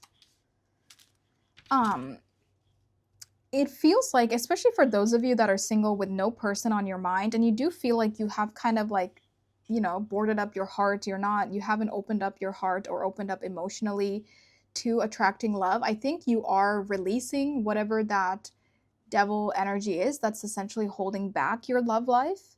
You are releasing it, which is like opening up your heart. I love that there's a heart on this card and we see that dove, you know, so it's like you're really opening up your heart. You're allowing yourself to like engage with people, with dating people, mingling with people, or just like even being in the mindset of like, okay, I'm allowing myself to be open to a relationship and to look for a relationship or even to attract a relationship. And I think you're really just like softening your heart, opening it up around now. So like this June, July time frame of this summer, I think you're very curious about love, about people, about what is possible for you to find. I think you're definitely starting the next 6 months opening yourself up.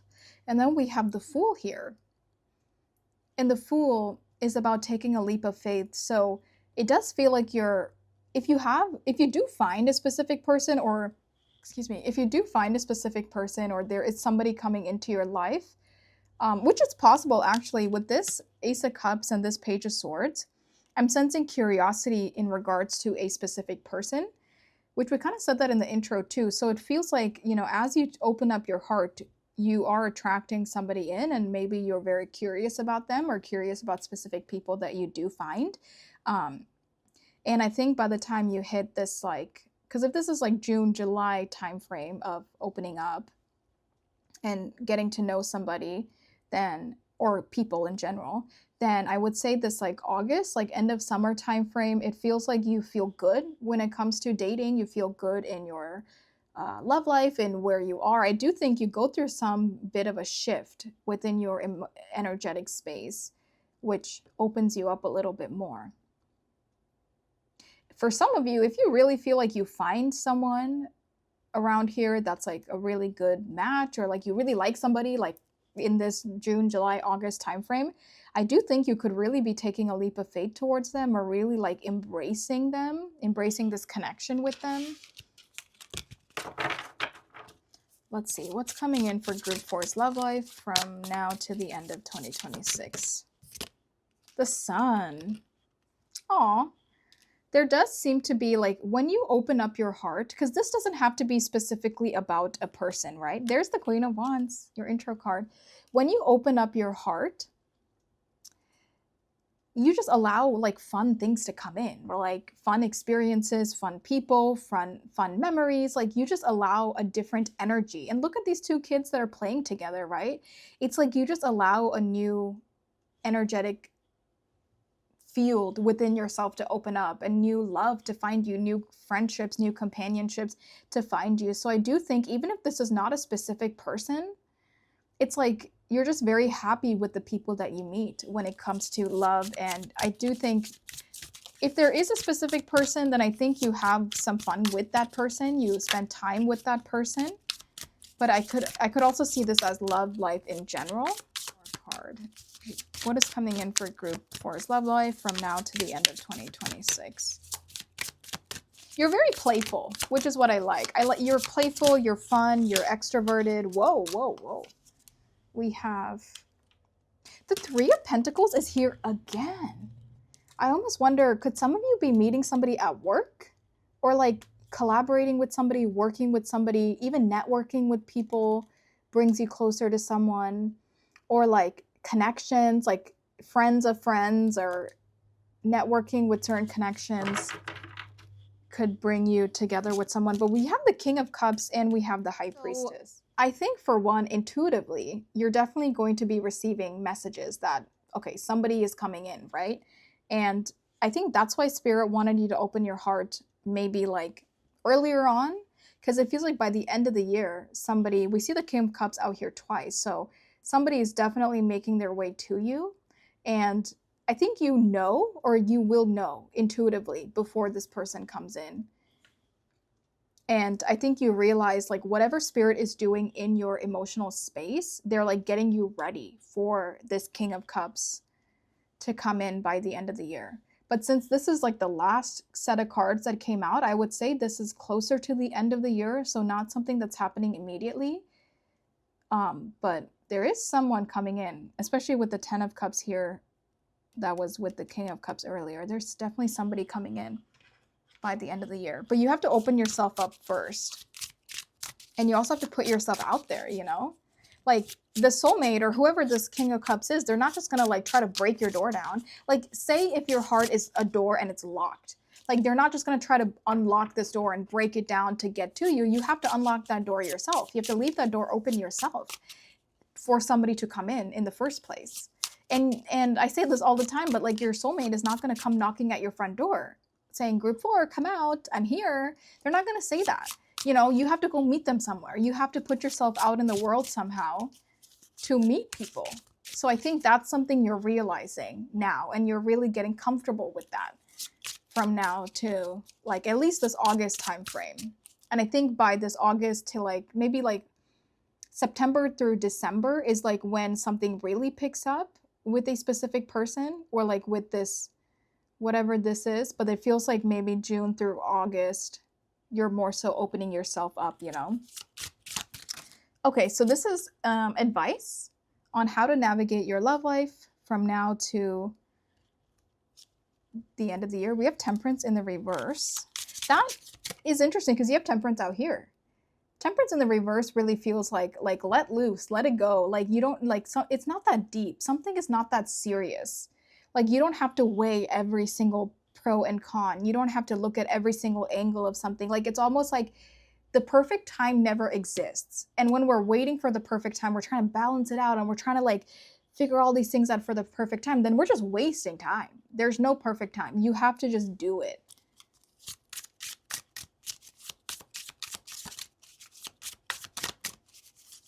Yeah, you just kind of have to like rip off that band-aid and put yourself out there. Ace of Swords. Because it feels like the longer you wait for the perfect timing, the longer you try to stay patient about something, it's just causing you more, it's just causing delays, you know? The Two of Pentacles also feels like something does find you when you're not expecting it. Because again, we had that message in the very beginning of like, you're kind of doing your own thing and something does unexpectedly find you in love. Or it's like, you already did your part and now you go back to doing your life and like something is not, like something is happening to you. So for some of you, maybe you already said something to someone, especially whoever this person is on your mind. Maybe you already offered them your emotions, or you already said, hey, like I'm interested, and maybe you're waiting on them to get back to you. Or it's like, if you really don't have a person on your mind and you are like detaching from someone, it's like Spirit is presenting someone to you. You don't have to do anything. It already feels like you already did your part somehow. 444 on the time as I'm saying that. But it does feel like you have to get yourself out of your comfort zone, but also out of this like waiting for the perfect timing scenario, because that just creates a burden. Okay. Now, go ahead and if you have a specific person on your mind, go ahead and think about them. I'll just get some cards here from the Hidden Truth Oracle. Go ahead and think about a specific person. Spirit, who has a channeled message for group 4 today? Now, for those of you, if you do have somebody on your mind, and you feel like this is not necessarily your energy, this could be them like reaching out to you. Like this could be somebody else coming into your life offering you this heart, offering you this love, this emotional energy here. It doesn't have to be that it's you. It could be somebody else that's coming in. And this would be like maybe July, end of June, early July, or in July at some point in time. Even these birds makes me think of like carrier pigeons and like communication coming back and forth. Maybe you sent something out and somebody is now responding to you. Also, for some of you, it's like the moment you stop waiting for it, and the moment you stop like waiting for somebody to get back to you, or the moment you kind of like loosen your grip on a specific person, or even on love in general, the moment you loosen your grip a little bit is when something comes in. But this could definitely be somebody else, which causes you to take a leap of faith towards them. So I'm not saying if, you know, this King of Cups, I'm not saying that they have to come in by the end of the year, but it could be that like it starts off gradual and like slow, maybe friends for a while. I'm starting to understand our connection. We both know I'm not the one for you.